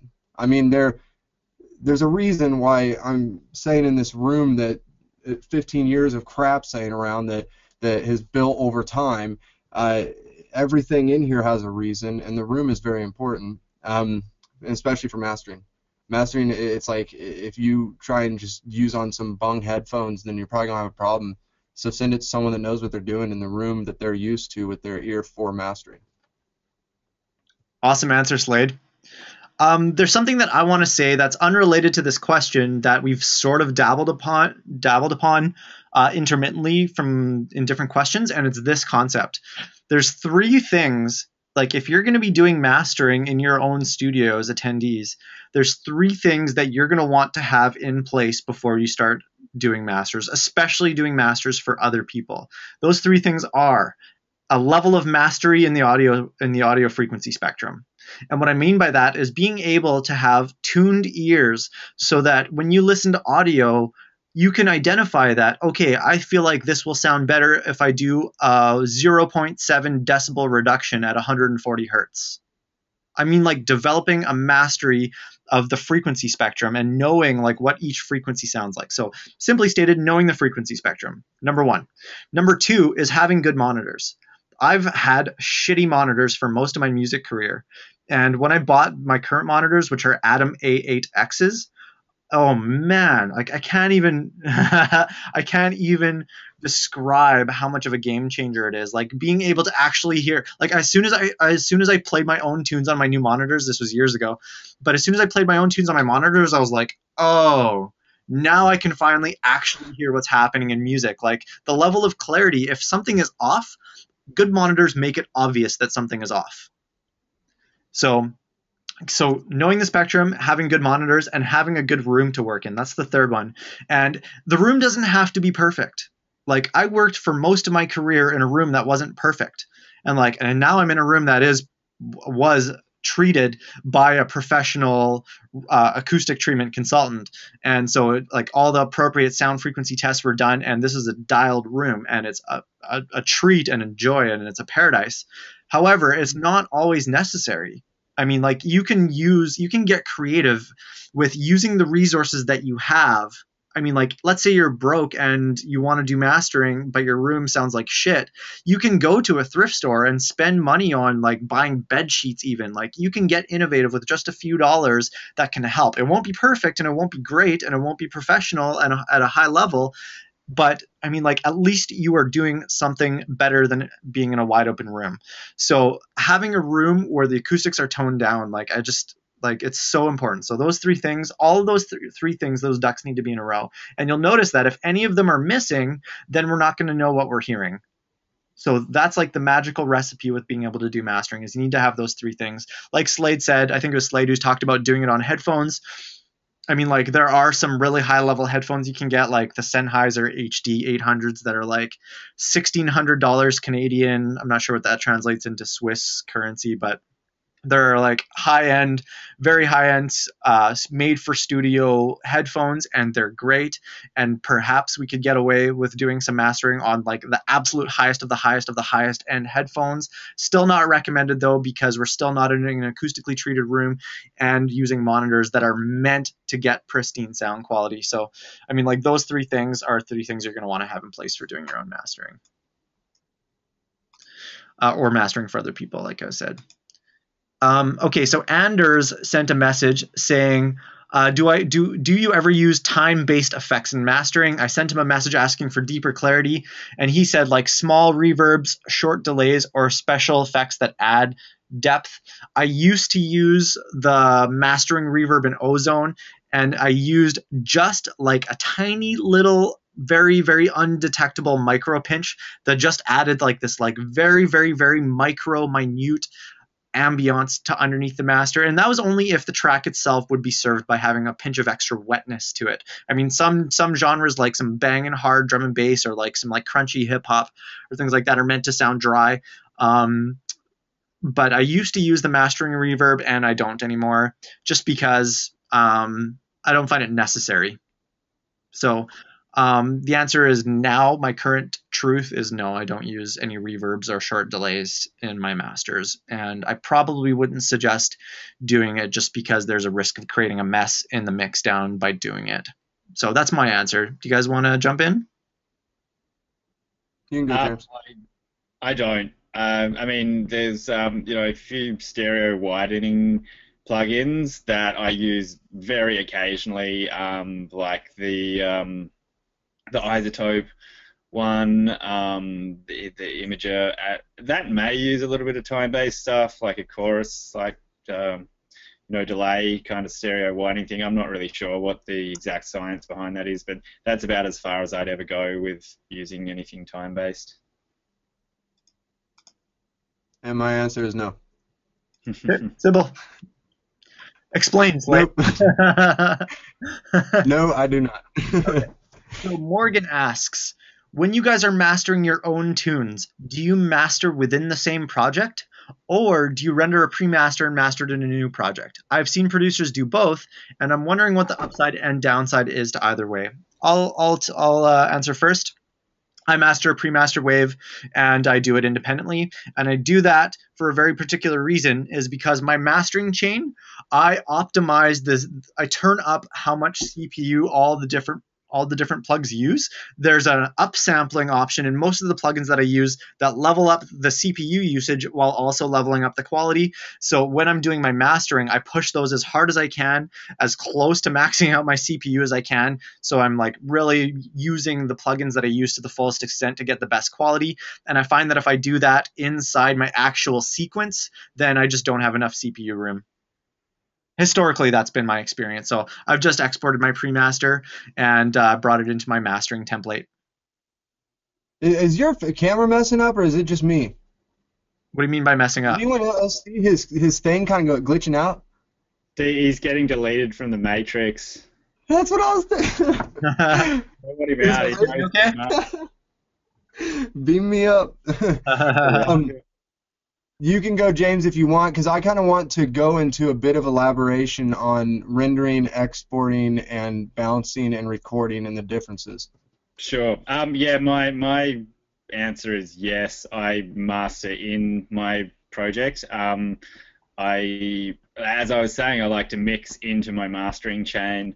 And, I mean, for mastering my own stuff, for just, playing out or whatever, I don't get too uptight about the quality of that final master, because I know generally it's probably only going to get played, a dozen times or something like that, and then it's going to the real mastering engineer for the final take. Yeah. Where'd Steve?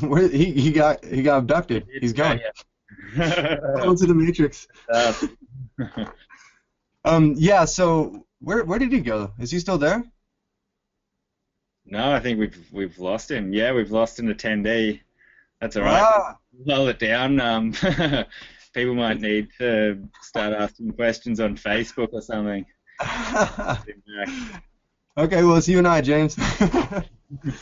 Yeah, so I'm going to go into a little bit of something about this, because I do always record out my mix, and it's pretty much kind of what Steve said as far as the CPU usage. I mean, it's pretty heavy, and it's something that I want to have more control just over the waveform itself for any kind of edits, stuff like that.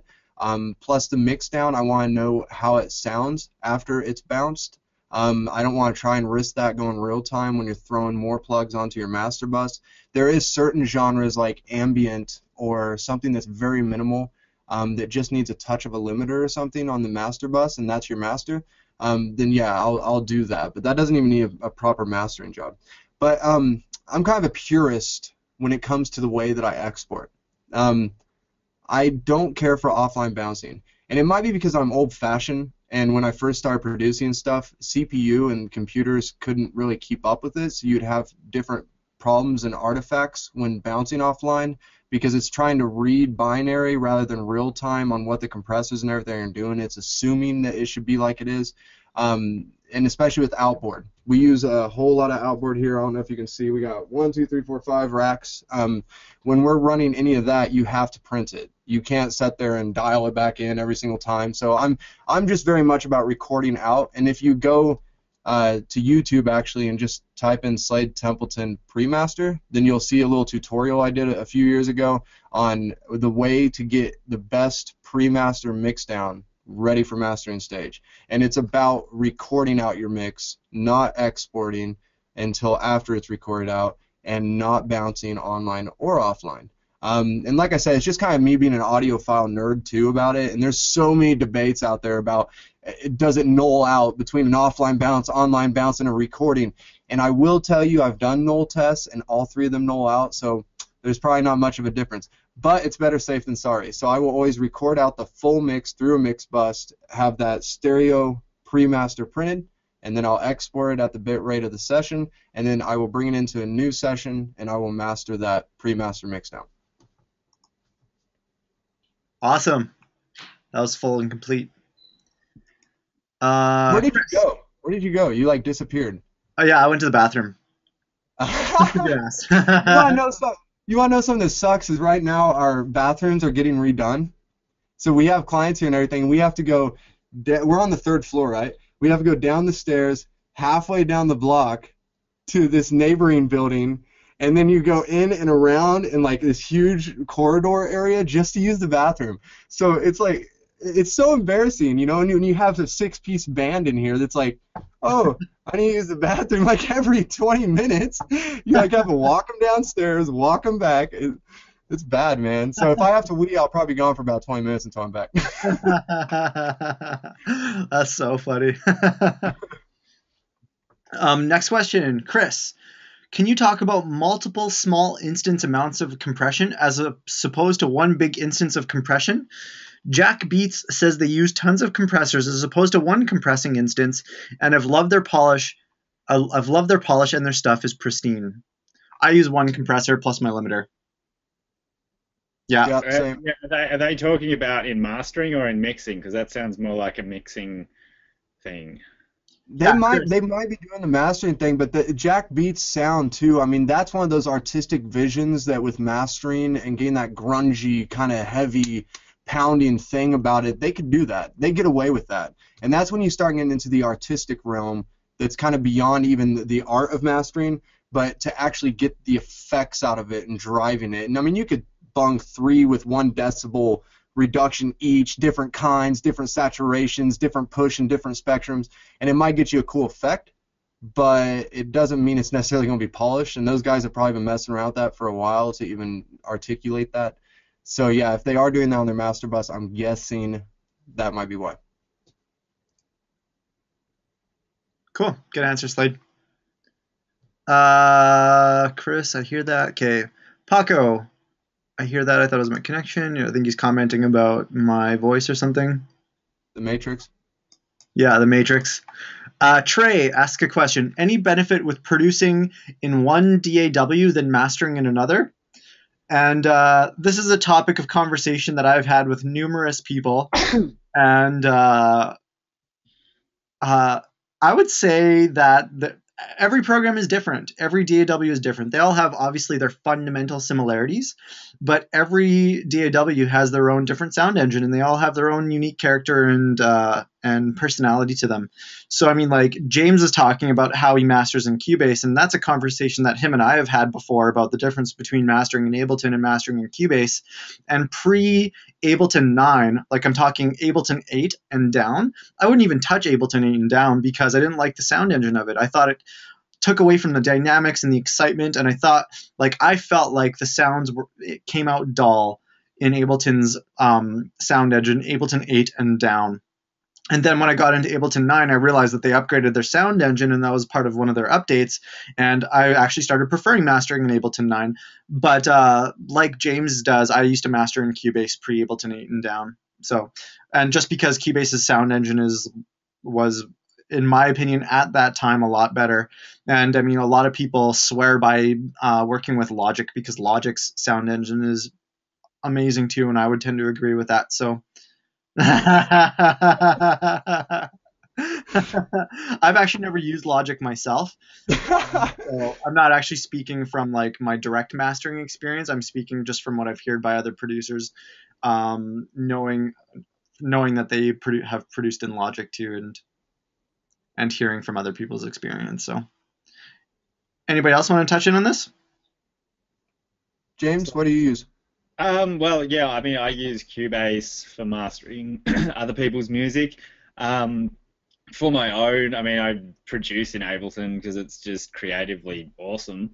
So I master my own stuff, as I said, in the project in Ableton. But I mean, look, that debate about Ableton and Logic and Cubase and having differing sound engines, it has kind of become a bit of a non-thing these days with the better sound of Ableton. But I mean, I got used to mastering in Cubase. I trust it, and so I just stick with what I know. Yeah, and I've always used Pro Tools. Being an engineer and working with bands, plus my own stuff, and definitely it's a workaround for producing. I mean, believe me. But I think you get a different edge. Prodigy, they use the same exact setup as me. Reason, Rewire, Pro Tools. It's just definitely a workaround. So if you know Pro Tools really well, then the one plus thing about it is you then have the world-class mixing software for outboard HD systems if you want to drop 20 grand. If you don't want to drop 20 grand and you want to be creative and everything else, then Ableton, Logic, any of that. I'm not some purist that's going to tell you that one's better than the other. Because I don't care if you go out and take a crap iPhone and beat on a rock. If it makes something that sounds good, use it. I don't care what you're using. But with mastering, there is some pros and cons. Sonorous and Sequoia, for instance, are two mastering softwares that a lot of us that do DDP work, we might want to work inside that, because as you're mastering, you can literally start doing your in and out cues and your DDP for export right then and there. They are very basic and purely made for mastering. I actually do use Pro Tools. I use it for mastering, I use it for mixing, I use it for producing, I use it for recording, everything I do in it. I bought Logic 9, I think, when it came out, and I used it one time, and then I sold it. I had Ableton when I was doing backtracking stuff, and then I used it for 2 gigs and then said I'm done. And I just think it's your workflow. But for mastering, just whatever you can do to get the best quality, and if you choose to do DDPs and stuff, you now have the option to use a DDP software, so you don't have to do it inside the software that you're working on mastering with. Awesome. Okay, so next question is Chris. Chris, I just want to say an acknowledgement to you. Thank you for being such an active contributor in this webinar. You've been asking a lot of really awesome questions that I'm sure have been a great value to everybody in attendance. So I just want to say a big shout out to you, man. Thanks for your awesome contributions.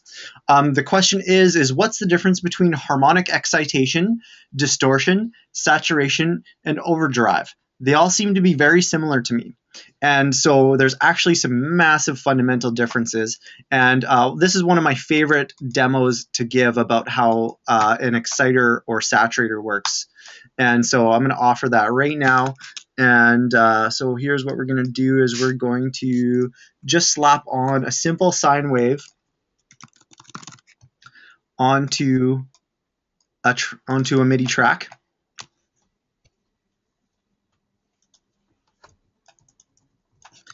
And we're just going to really go deep into what's happening.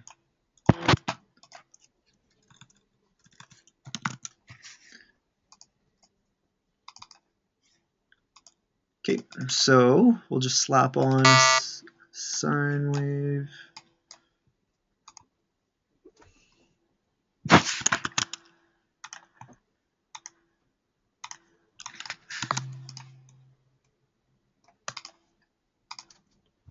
Can I say something while you're setting up? Yep. Cool. One way that you can actually use all three into one thing is that if you overdrive an amplifier, for instance, at the gain stage, which is your trim or your gain, you are saturating the signal and it is becoming distortion. So all three are completely interchangeable with one push. So that was just kind of a touch on how they play off of each other, and then I'll let Steve go into more details. Okay, so this is just a simple demo on how saturation works. So saturation works and exciting works by adding additional harmonic content to a sound.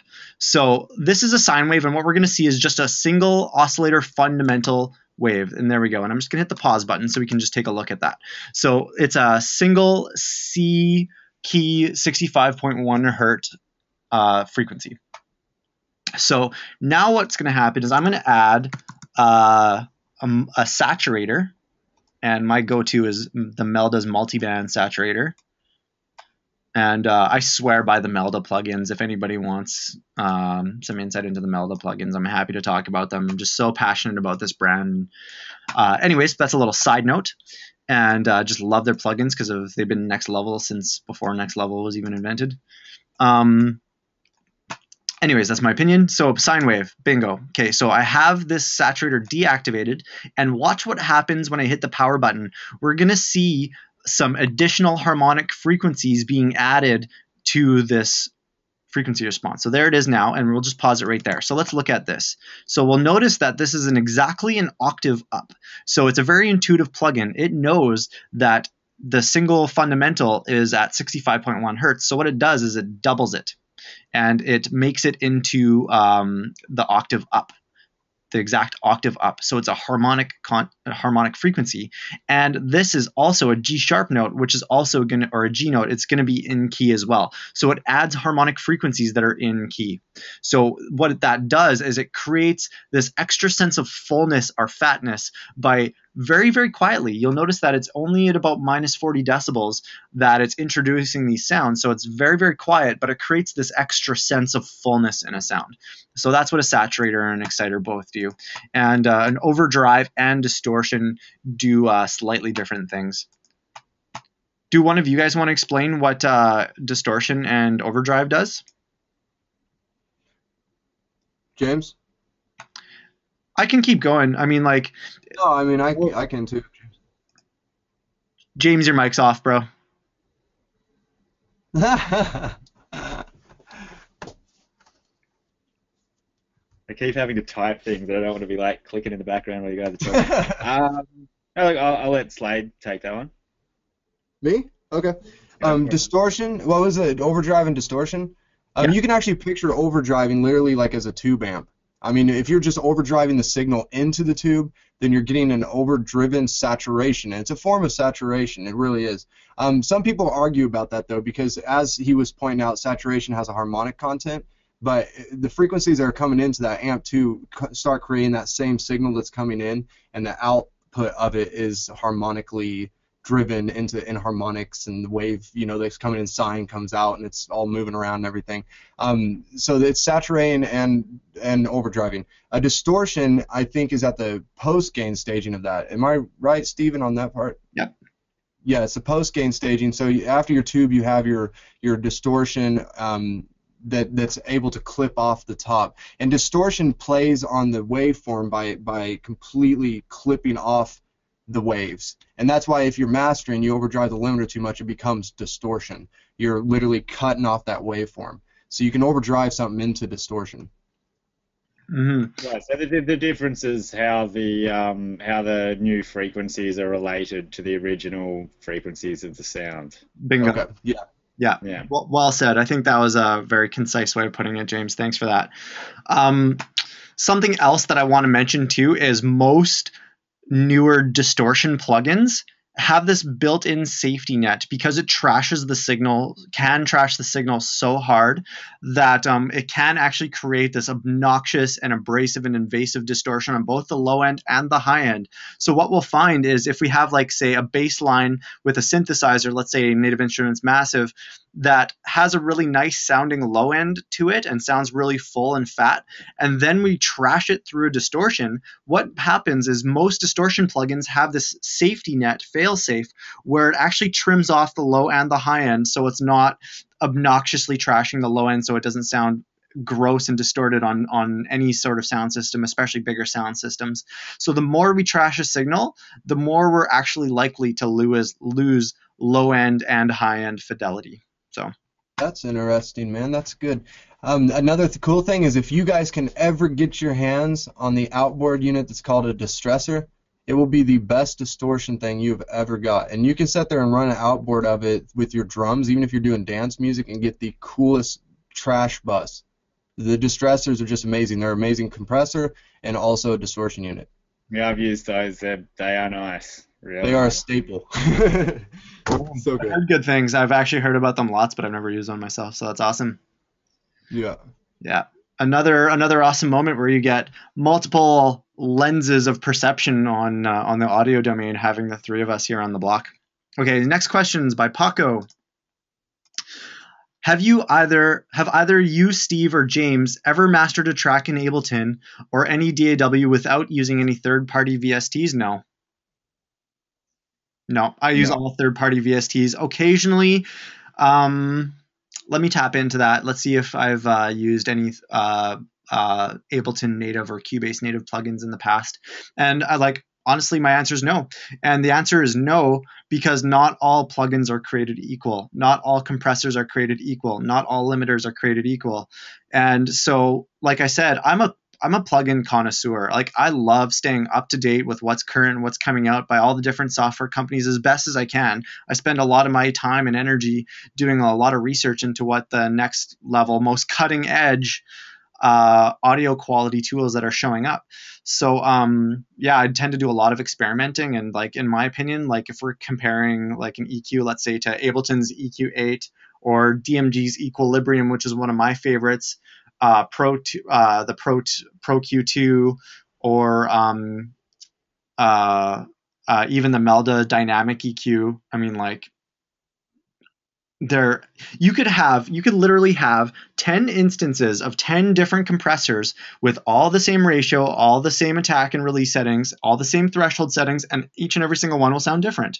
And that's just the case. And I mean, that's, in my opinion, that's one of my favorite parts of fine-tuning my practice as a mastering tech, is finding which plugins work the best for me and feel the best for me. And that kind of gives my masters my personal mastering fingerprint.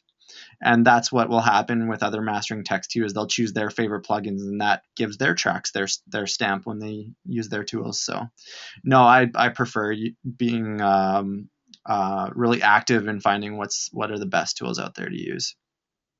So I think somewhere where like using really high-end plugs really comes into play is when you start splitting signals up and doing that kind of thing. A lot of like the Ableton EQs, if you split a signal and use the Ableton EQs to split the frequencies into bands, you'll find that it starts to sound hollow because the phase relationship between the splits is being affected by those EQs. And then on the other hand, if you use, say, the Waves linear EQs and do the exact same thing, you can't hear the difference. So if we're talking mastering and the technique I was talking about earlier, where you make a mid-side matrix and then split up your signals, if you used Ableton EQs, I mean, you would completely wreck the master. So definitely, like, Ableton EQs sound great, but be careful what you use them for. Good answer. Slade, do you want to touch on that, or? Well, I don't use Ableton or any of that, but I definitely don't use the ones in Pro Tools for mastering. There's some good stuff, though, that comes with it for mixing, definitely, but I never would touch any of it for mastering. Next question is by Andy. FL Studio takes a lot of hate and mixed opinions in the music world. What are all three of your opinions on FL Studio as software for both mixing and mastering? I used Fruity Loops. It wasn't FL Studio at the time. It was Fruity Loops 3. I used Fruity Loops 3 like 8 or 9 years ago. And at the time, it was known to be like a very cheap sounding, not very good Fisher-Price entry-level childish program. And so FL Studio is years of reputation rebranding to that they're coming out of, and that's where a lot of that comes from. That's where a lot of the hate comes from, is from its old reputation of not being a very good audio program, because it used to not be very good. And now FL Studio is making a lot of the most cutting edge tools that are out there. I mean, like just the Citrus synthesizer for FM synthesis, and the Harmor tool. I mean, like, there's very little tools out there that can compare with Harmor for what Harmor does as both a synthesizer and a sampler. So, I mean, like, FL Studio for production, and as your question specifically asks, mixing and mastering, I would say FL Studio is just as good as Ableton or Cubase these days. I mean, like, artists like Porter Robinson and Noisia both use FL Studio. So, that says a lot. I'd say if you're questioning it, I mean, listen to Feed Me and Circuit Bend, and that'll answer your question, because that's what they use, and their stuff is just insanely good. Yeah, Laidback Luke mixes, produces, masters everything in headphones on FL Studio. I mean, it all depends who you are and what you're doing. I mean, and like I said with dance, it's not a cop-out or anything, but I mean, dance is very processed and digital, and I mean, if you get a cool thing out of it, then use it. I mean, there's absolutely no reason not to. Even if you're doing your own mastering, and Fruity Loops, cool, hmm I want to take this moment to offer a little golden nugget about music production. That a part of this nugget came from Vespers, a good friend of mine, Drew, who's a really well-known Ableton trainer and YouTube personality who's got like millions of hits on his YouTube channel for his music production training videos, and he's been an awesome mentor in my life and a huge source of inspiration. And I just want to give a special shout out to him. And I think I got this from one of his YouTube videos. Um, There's two rules in music production. The first rule of music production is there is no rules. The second rule of music production is that if it sounds good, it is good. Exactly. Yeah. So I mean, like this is a classic debate. I mean, like, and the answer is universal. It's not the program, it's how you use it. Yep. Any genre specific tips for mix downs? Yeah. I'll take this one away. A good mix down philosophy for whatever genre you're doing is called the rule of three. So you want to pick your top three priorities in your mix down, and that those top three priorities are different for every genre, but it's a matter of finding what your top three priorities are. So for like hip hop, it might be vocals number one, bass is number two, and drums are number three. So those are our top three priorities, and everything else is going to be back in the mix. I mean, like, you can't have all of your elements right at the very very front because it just sounds cluttered and chaotic and messy, and that's how brutal messy mix downs happen. So you want to create a sense of depth, and so a good practice is to choose your top three.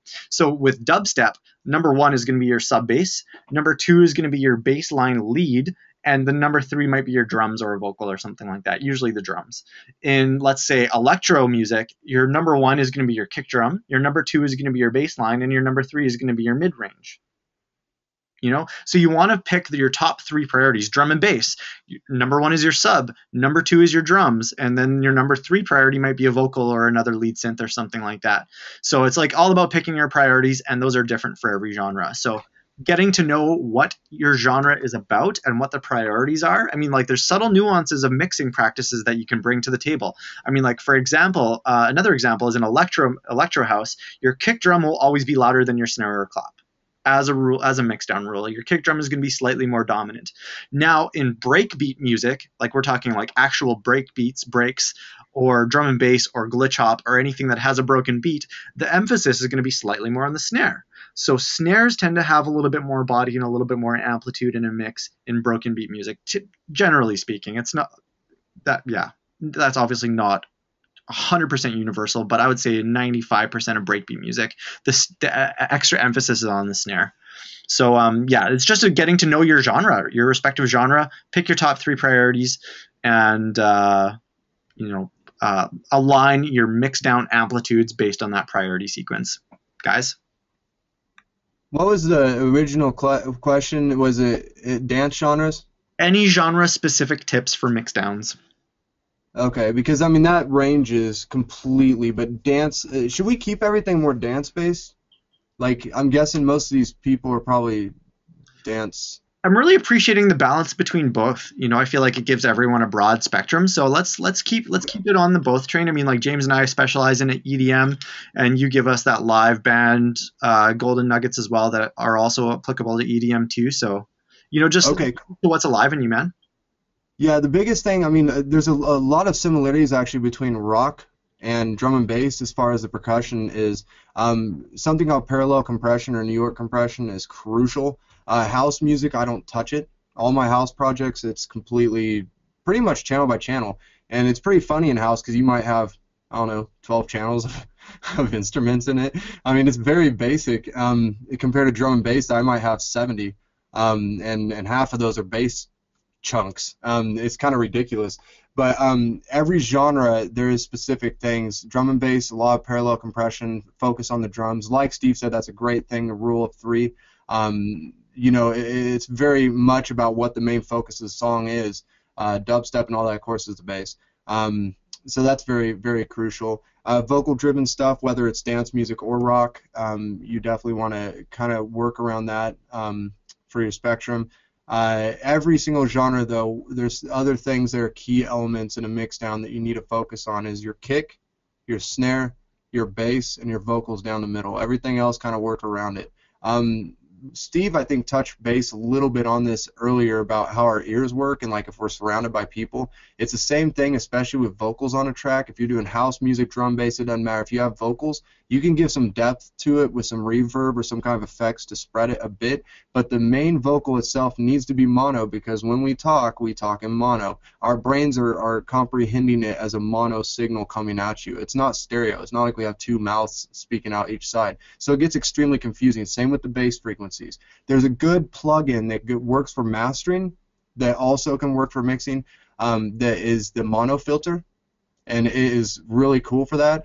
You can choose exactly from what frequency you want it to be completely mono in the whole channel that it's on or the mix that it's on, and then you can choose how much you want to spread the top into that. That's a cool thing to use too if you're working on vocals in a mix to really kind of make it pop.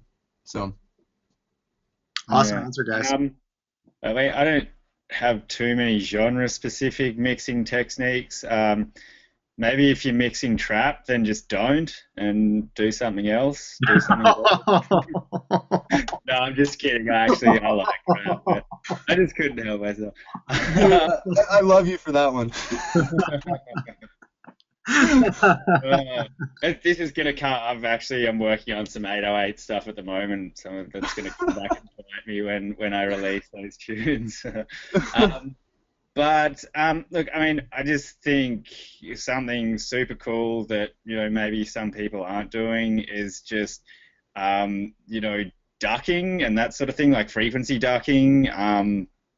As you know, I mean, I mostly produce glitch hop stuff with big snares, that kind of thing, and yeah, to get a really good sounding master, automating an EQ to just duck down at around 200 hertz every time, or find what the fundamental frequency of your snare is, and just duck a little automation but under the snare for say a master track that might, a bus track that may have all of your mids and another bus that might have your bass on it. You can duck with that snare, and then it works a lot better than side chaining because you're only losing the bits of frequency that you want to lose, not the whole frequency spectrum. And things like that, as I said, I like to mix into my limiting chain, and that has just been indispensable as far as getting my snare to punch the whole way through the track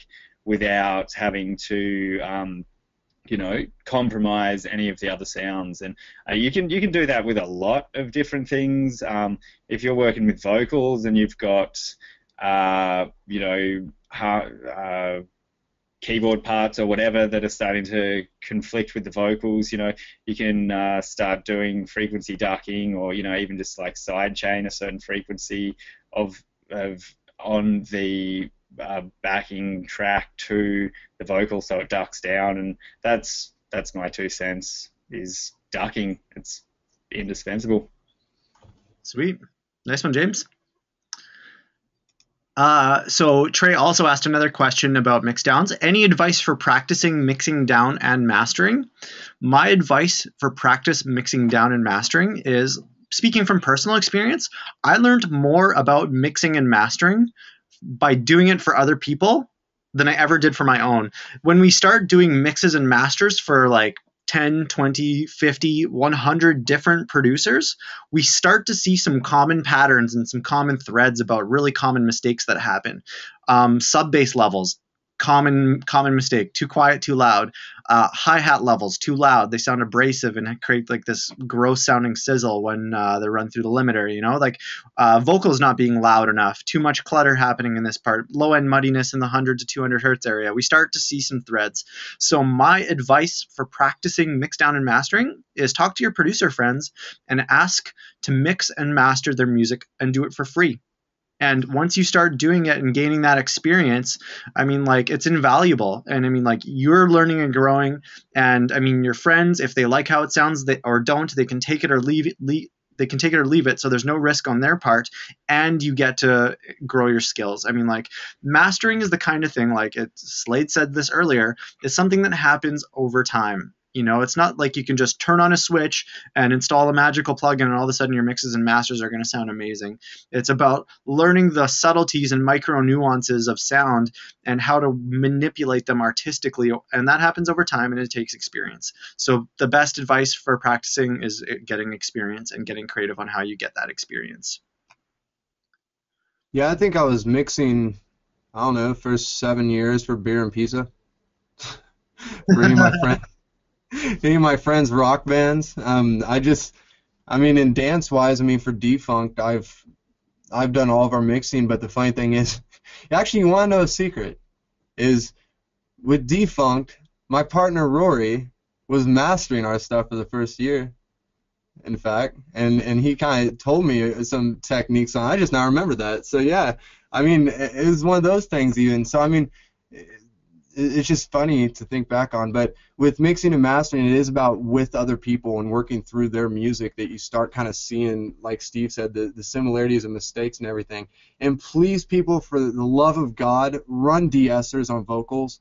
It is like the most hellacious thing that is the most common mistake. And especially if you're working on mix for a long time and you're sending us a pre-master and your ears are a bit fatigued and it's just that one time that the singer says seriously or something like that, and it just kills their ears. And Kind of Slade sensitive high frequencies. I know, I hate it. Yeah, it's like the 5.5, 10K, and 12K are just so hard on me. And in syllabants, you know, 7.5 area is very, very hardcore. I just that's something that's common that needs to be focused on in every genre. And with mastering too, we do sometimes run de-essers. I don't know about you guys, but I mean sometimes we have to do a mixed de-essing. If you get some of those frequencies, we actually run a de-esser as a master. Totally. Yeah, for sure. There's a really awesome plugin. I used to have it on my old PC that I just sold that I will give a strong recommendation to. It's a Brainworks plugin and it's called the Digital V2. And the interface looks really old and kind of not very modern, but it's a weapon. So don't judge a book by its cover. So this is it right here, and it's a full-on mastering suite that has a mid-side EQ, mid-side de-esser, and mid-side filter. Steve, we have it on my computer here, the actual one. Cool. I'm present for the time. We only have about half an hour left, so I want to kind of roll through these questions really quickly. But yeah, thanks for mentioning that, Slade. But yeah, so anyways, it has a mid and side de-esser built into it, and I'll often have used that back on my old PC days, and or Waves de-esser works really good. Next question. Trey, best example of a perfect mastered song? So I think for me, this is probably the most challenging question that we've been asked so far. The best example for a perfect mastered song. I can't offer you off the top of my head what a perfect mastered song is. Like, check out this track by this artist and it's a perfectly mastered song. I would say that a perfectly mastered song is a totally subjective opinion from mastering engineer to mastering engineer. So, I mean, my personal opinion of a perfectly mastered song is, number one, is there's no distortion. Number two, the mix is really great. So the kick, snare, bass, guitars, vocals, treble instruments, hats, cymbals, etc., all have their own space in the mix and can be heard clearly and have all the room to breathe. And that is still the case after the mastering stage. It sounds full and beautiful and has a decent level of loudness. Anybody want to add? Well, look, I mean, a perfectly mastered track is subjective. What one person loves, someone else is going to hate. You know, I mean, I don't mind music being slammed if it's the right sort of music. You know, loudness works for a lot of dance styles. But, you know, I've got friends like Mr. Bill who I'll send my track, you know, my self-masters to before I decide to play them out, and he'll pick on me for making them too loud, and I'm like, well, you know, it's so subjective. Everyone's got their own taste, so you know, perfection is how you perceive it. I don't think there is such thing as a perfect master. I think it's nearly impossible. I mean, not only because the variation of taste, but it's kind of the lack thereof. I mean, that master that you hear, I mean, it could have gone thousands of different ways. I mean, even just a slight EQ adjustment, it doesn't necessarily would make it have been better or worse. But to me, it does break down to what's going to help that mix get to a dynamic yet commercially acceptable level. And it's pretty simple. That's mastering. It's not about how am I going to mold this track to make it sound different. That's opposite of mastering. You want to use, if it's a good mix, okay, sometimes we do have to change the sound, but if it's a good mix down, you just want to enhance what they have to get it to a commercially acceptable level. So really, if anything is enhanced, dynamic, and at a commercially acceptable level, that would probably be the closest you can get to a perfect master. Cool. Awesome. Next question. Are all these harmonic addition features emulations of pushing analog tape back in the day?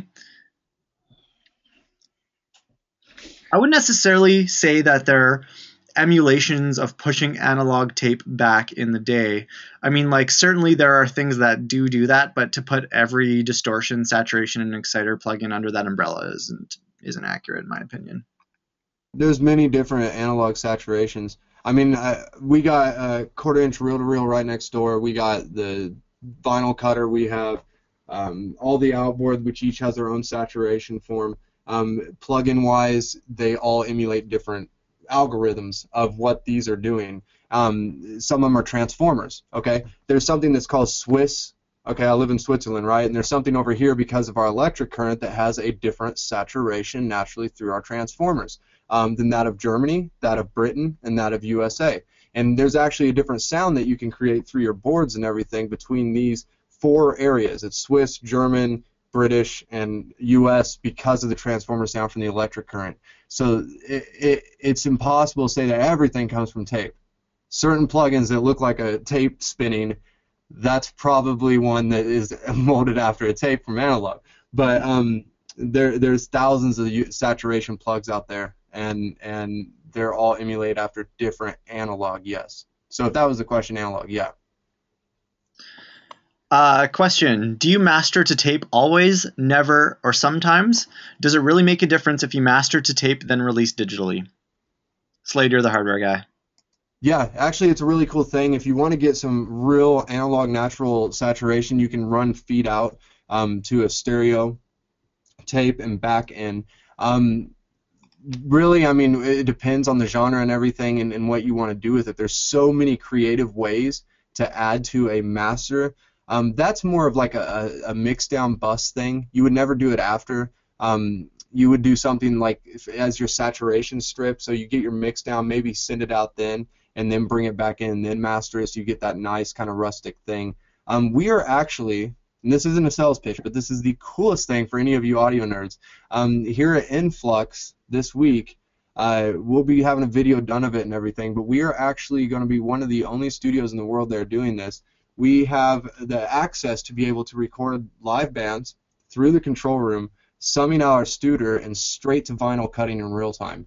And we are actually going to be starting to do this week on the 2nd, April 2nd. So we have the artists coming in, they'll play in there. They come back in here, and we do it pretty much like a mix down for live, but not so much. We know it's about to be recorded, so we make sure our compressors and everything are really kicking in and keeping it compressed. And then we're summing out through a stereo to the next door mastering suite and literally cutting the vinyl in real time, which I think that's even cooler than running out to a tape machine. But that's just me. That's a good test of musical ability right there. If you can, make a record work doing it like that, that's good talent. Yeah, I feel sorry for the artist, man. I was sitting there like, man, but I mean, he's like rock solid artist, but I could never sit there and just start playing knowing that I mean, if I mess up one note, it's cut in real physical thing. Yeah. Puts the pressure on. Yeah. I'm really enjoying this next question, so I'm really excited to ask it. And it's asked by Trey. And mostly just because I want to hear everybody's answers. Worst pet peeve when mastering? Worst pet peeve when mastering?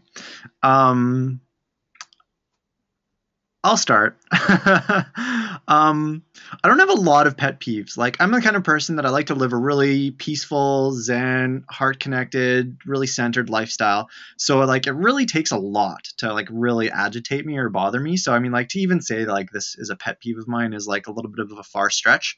I would say though that like the one thing that kind of like starts to feel a little bit off for me is when a person sends me a pre-master and it is 100% not ready to be mastered. And so my role is to offer some constructive criticism and offer, okay, we need to do this to the kick drum. We need to do this to the bass line. Let's bring up the vocal so it can be heard more clearly. Here's my other suggestion. Let's turn down the hi-hats. And I love having that relationship one-on-one with people and giving them tips and advice. And that's a really special part of the process for me. And when that happens, I give mix down advice and then they send it back and it's mastered, and then there's several having to instances of having to remaster the track because they get the master back and they're not happy with the hi-hat, and then they get the master back again and then they're not happy with the bass, and they get the master back again, they're not happy with the vocal, and then they get the master back and then they're not happy with the bass line. And like when we start to like, I don't mind doing those re-renders. Like I want to be really clear about this. Like it's important for me for you to sound awesome, and that's my job, is to help you sound as good as you can, and that's really special. And there's a part that we also have to put ownership in the producer's court to be able to handle their own mix downs as best as they possibly can, so that we're optimally using both of our times. You know, if I have to re-render a track 5 or 10 times in the mastering stage, that takes up a lot of time. And depending on the circumstance, I usually don't charge extra money for that. Sometimes I will, because it is my time that's being used above and beyond the mastering rate. But you know, if it's taking us 5 to 7 different instances of having to get the master right, and it's only because it's on the mix down standpoint, you know, that can that like the compensation from the financial compensation to like the amount of energy I'm putting into it starts to get off balance a little bit. So that's my answer to that, is you know, like an encouragement and an empowerment into the producer standpoint to really take ownership of their mixes a little bit better, because I've gotten some mixes that are just totally garbage. And like there's this concept, and I used to be this too, so I recognize it, of being a lazy producer.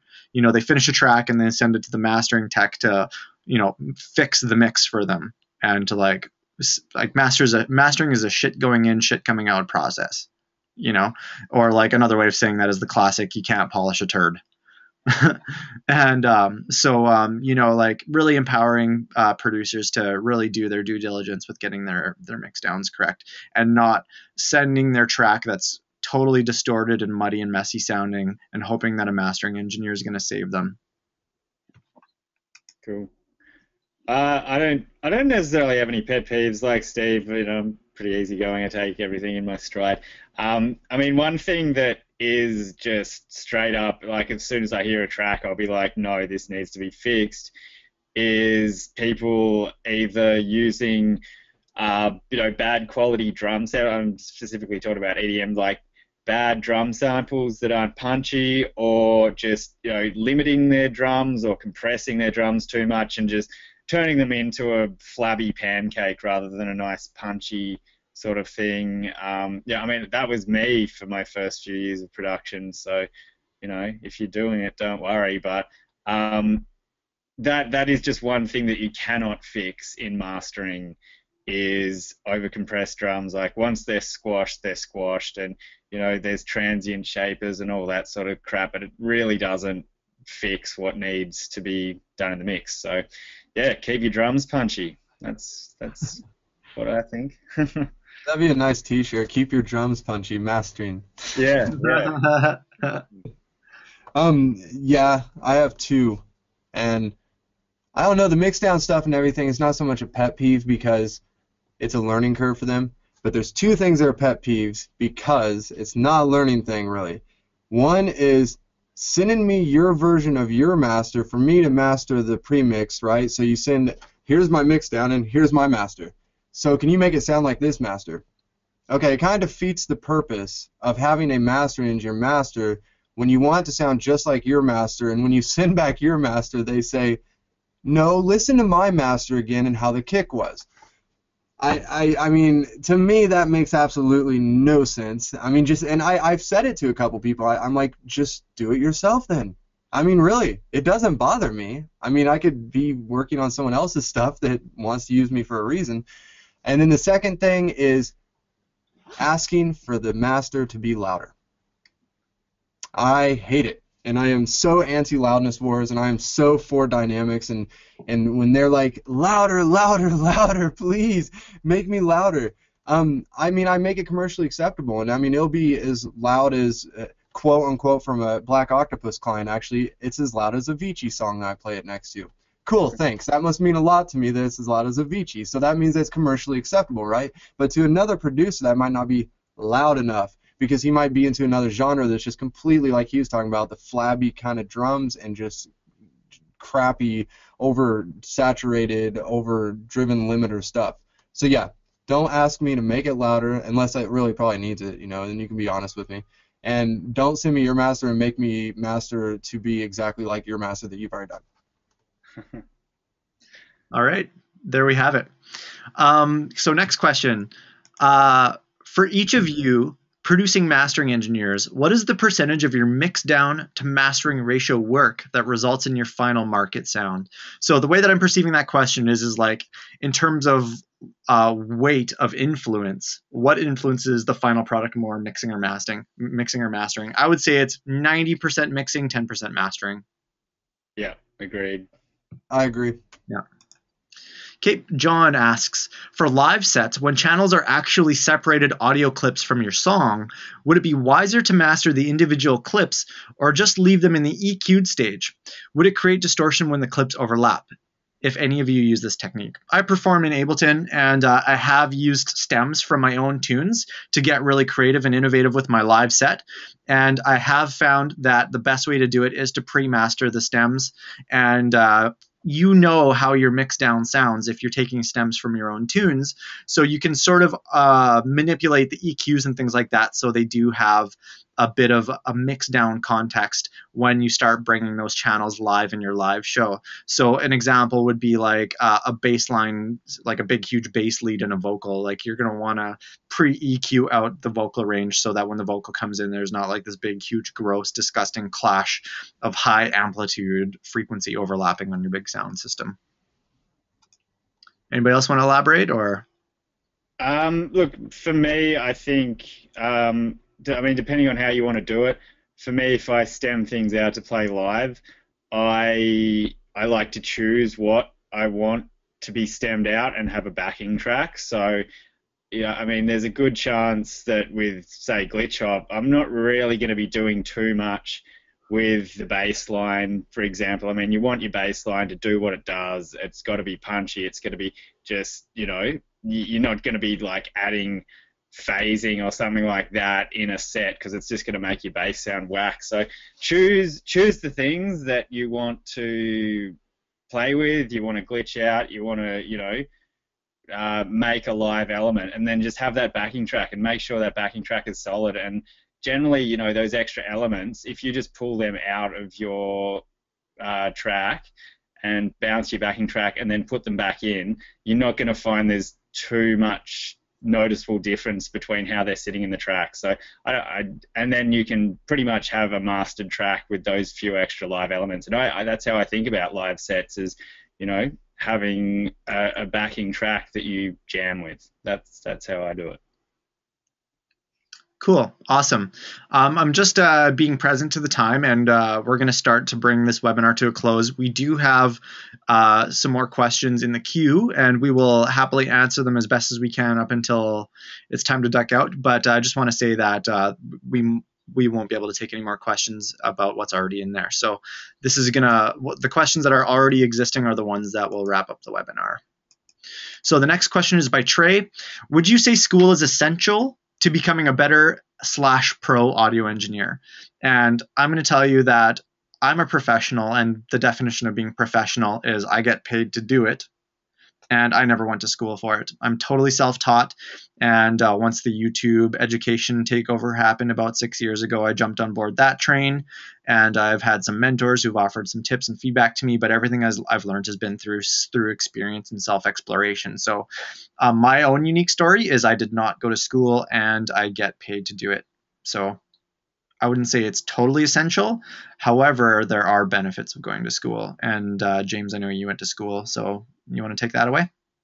Yeah, okay. So going to school, it can be good, it can be bad. I mean, I think a lot of schools have too much filler, and I could have got through my course in a lot less time if schools weren't just, trying to make money like everyone else. So be discerning with what course you decide to take, and don't waste your time. And if you get halfway through and you feel like you're doing okay, having a piece of paper from the school is not necessarily gonna make you a great producer or a great musician. So just take what you can from it, and there's always going to be more to learn once you're done with school. So don't make it like the be all and end all, as in I do this course and now I'm going to be a professional, because there's a lot more to it than that.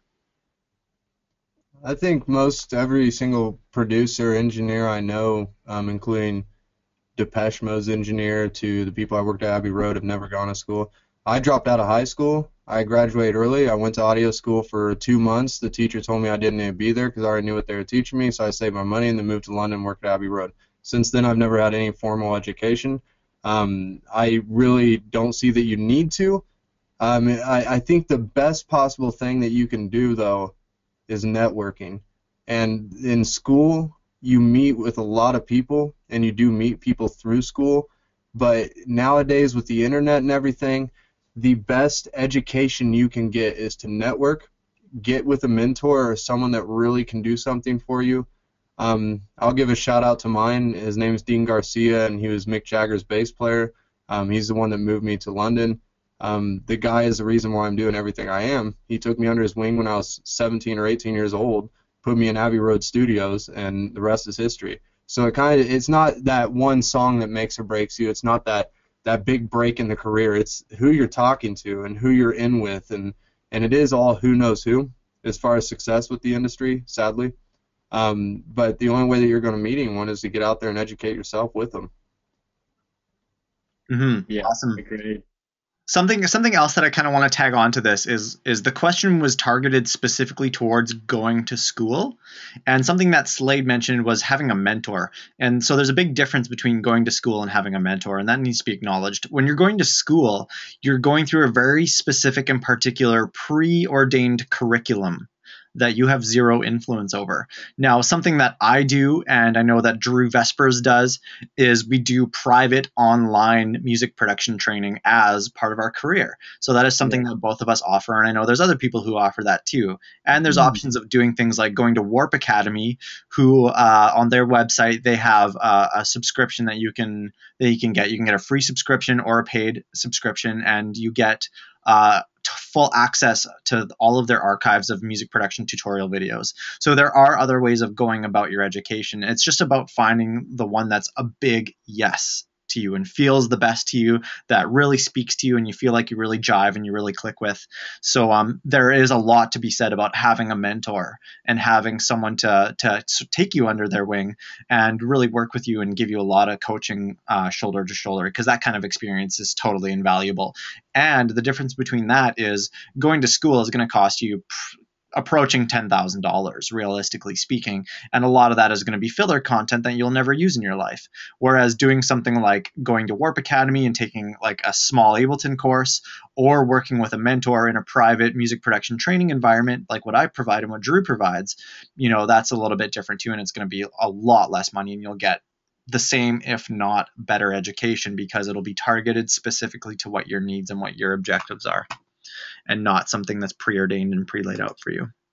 I'll add something too real fast. Another thing about the schooling, actually, now that I think about it, is we have at any given time 2 or 3 interns that work here, and they do assistant work. I mean, really some of it's bitch work. I mean, wrapping cables and stuff. But we've had one of them that's a little bit over a year now, and I mean, the guy is sitting right where I am, and he's recording bands now. And I mean, he was in school.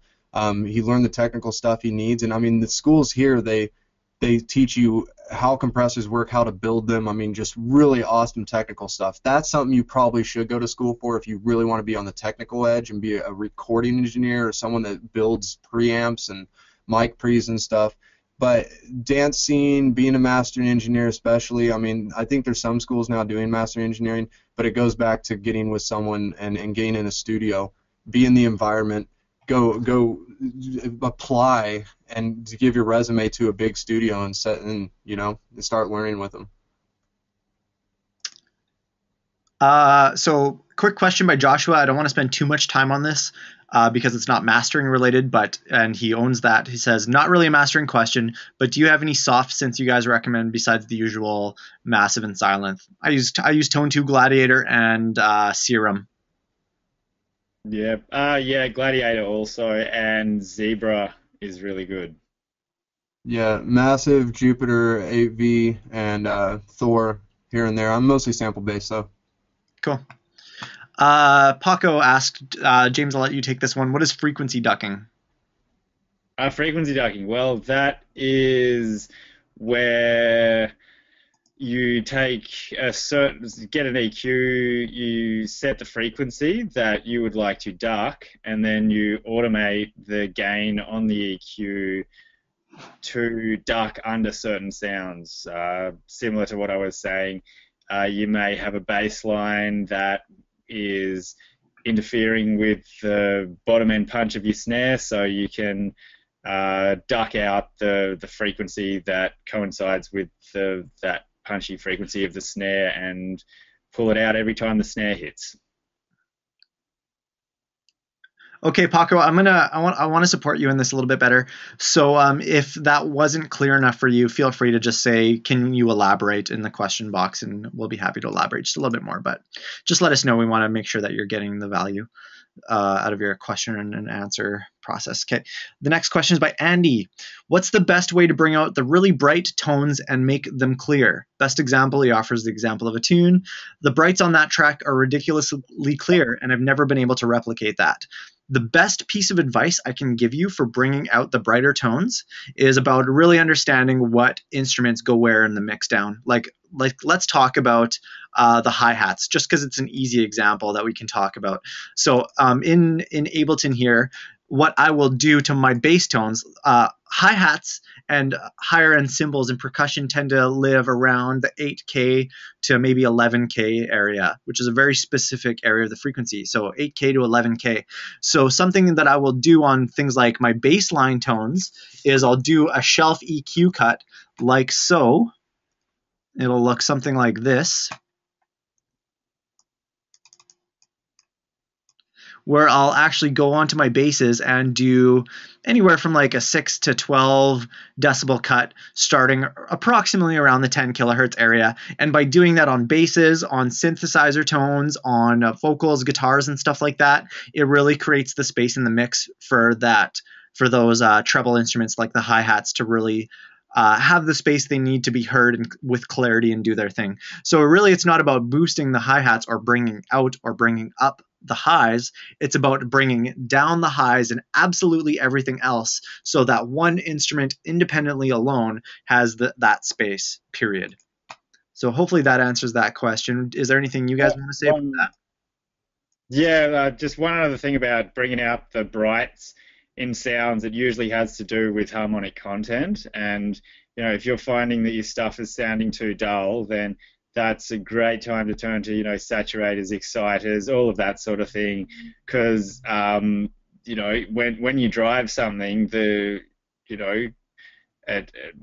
just crisps up the top end if you're using the right equipment, and you get that extra little bit of noise and cutting crispiness that you need to make it to cut through a mix.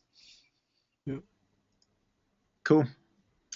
Adam says, it's not a question, it's just a comment. He says, just want to make sure before this webinar is over to say thank you, and your time is really appreciated. Much love, guys. Thanks, brother. We're happy to be here. Happy. Awesome. Next question. Anders, this whole thing was really awesome and you should do more. Peace. Somebody else asked if we were going to be doing a mixdown webinar.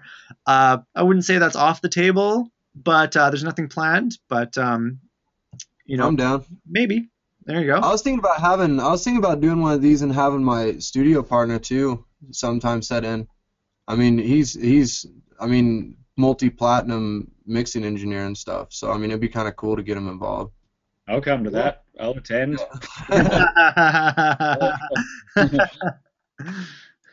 Okay, so Paco, he's the one who asked the question about the frequency ducking.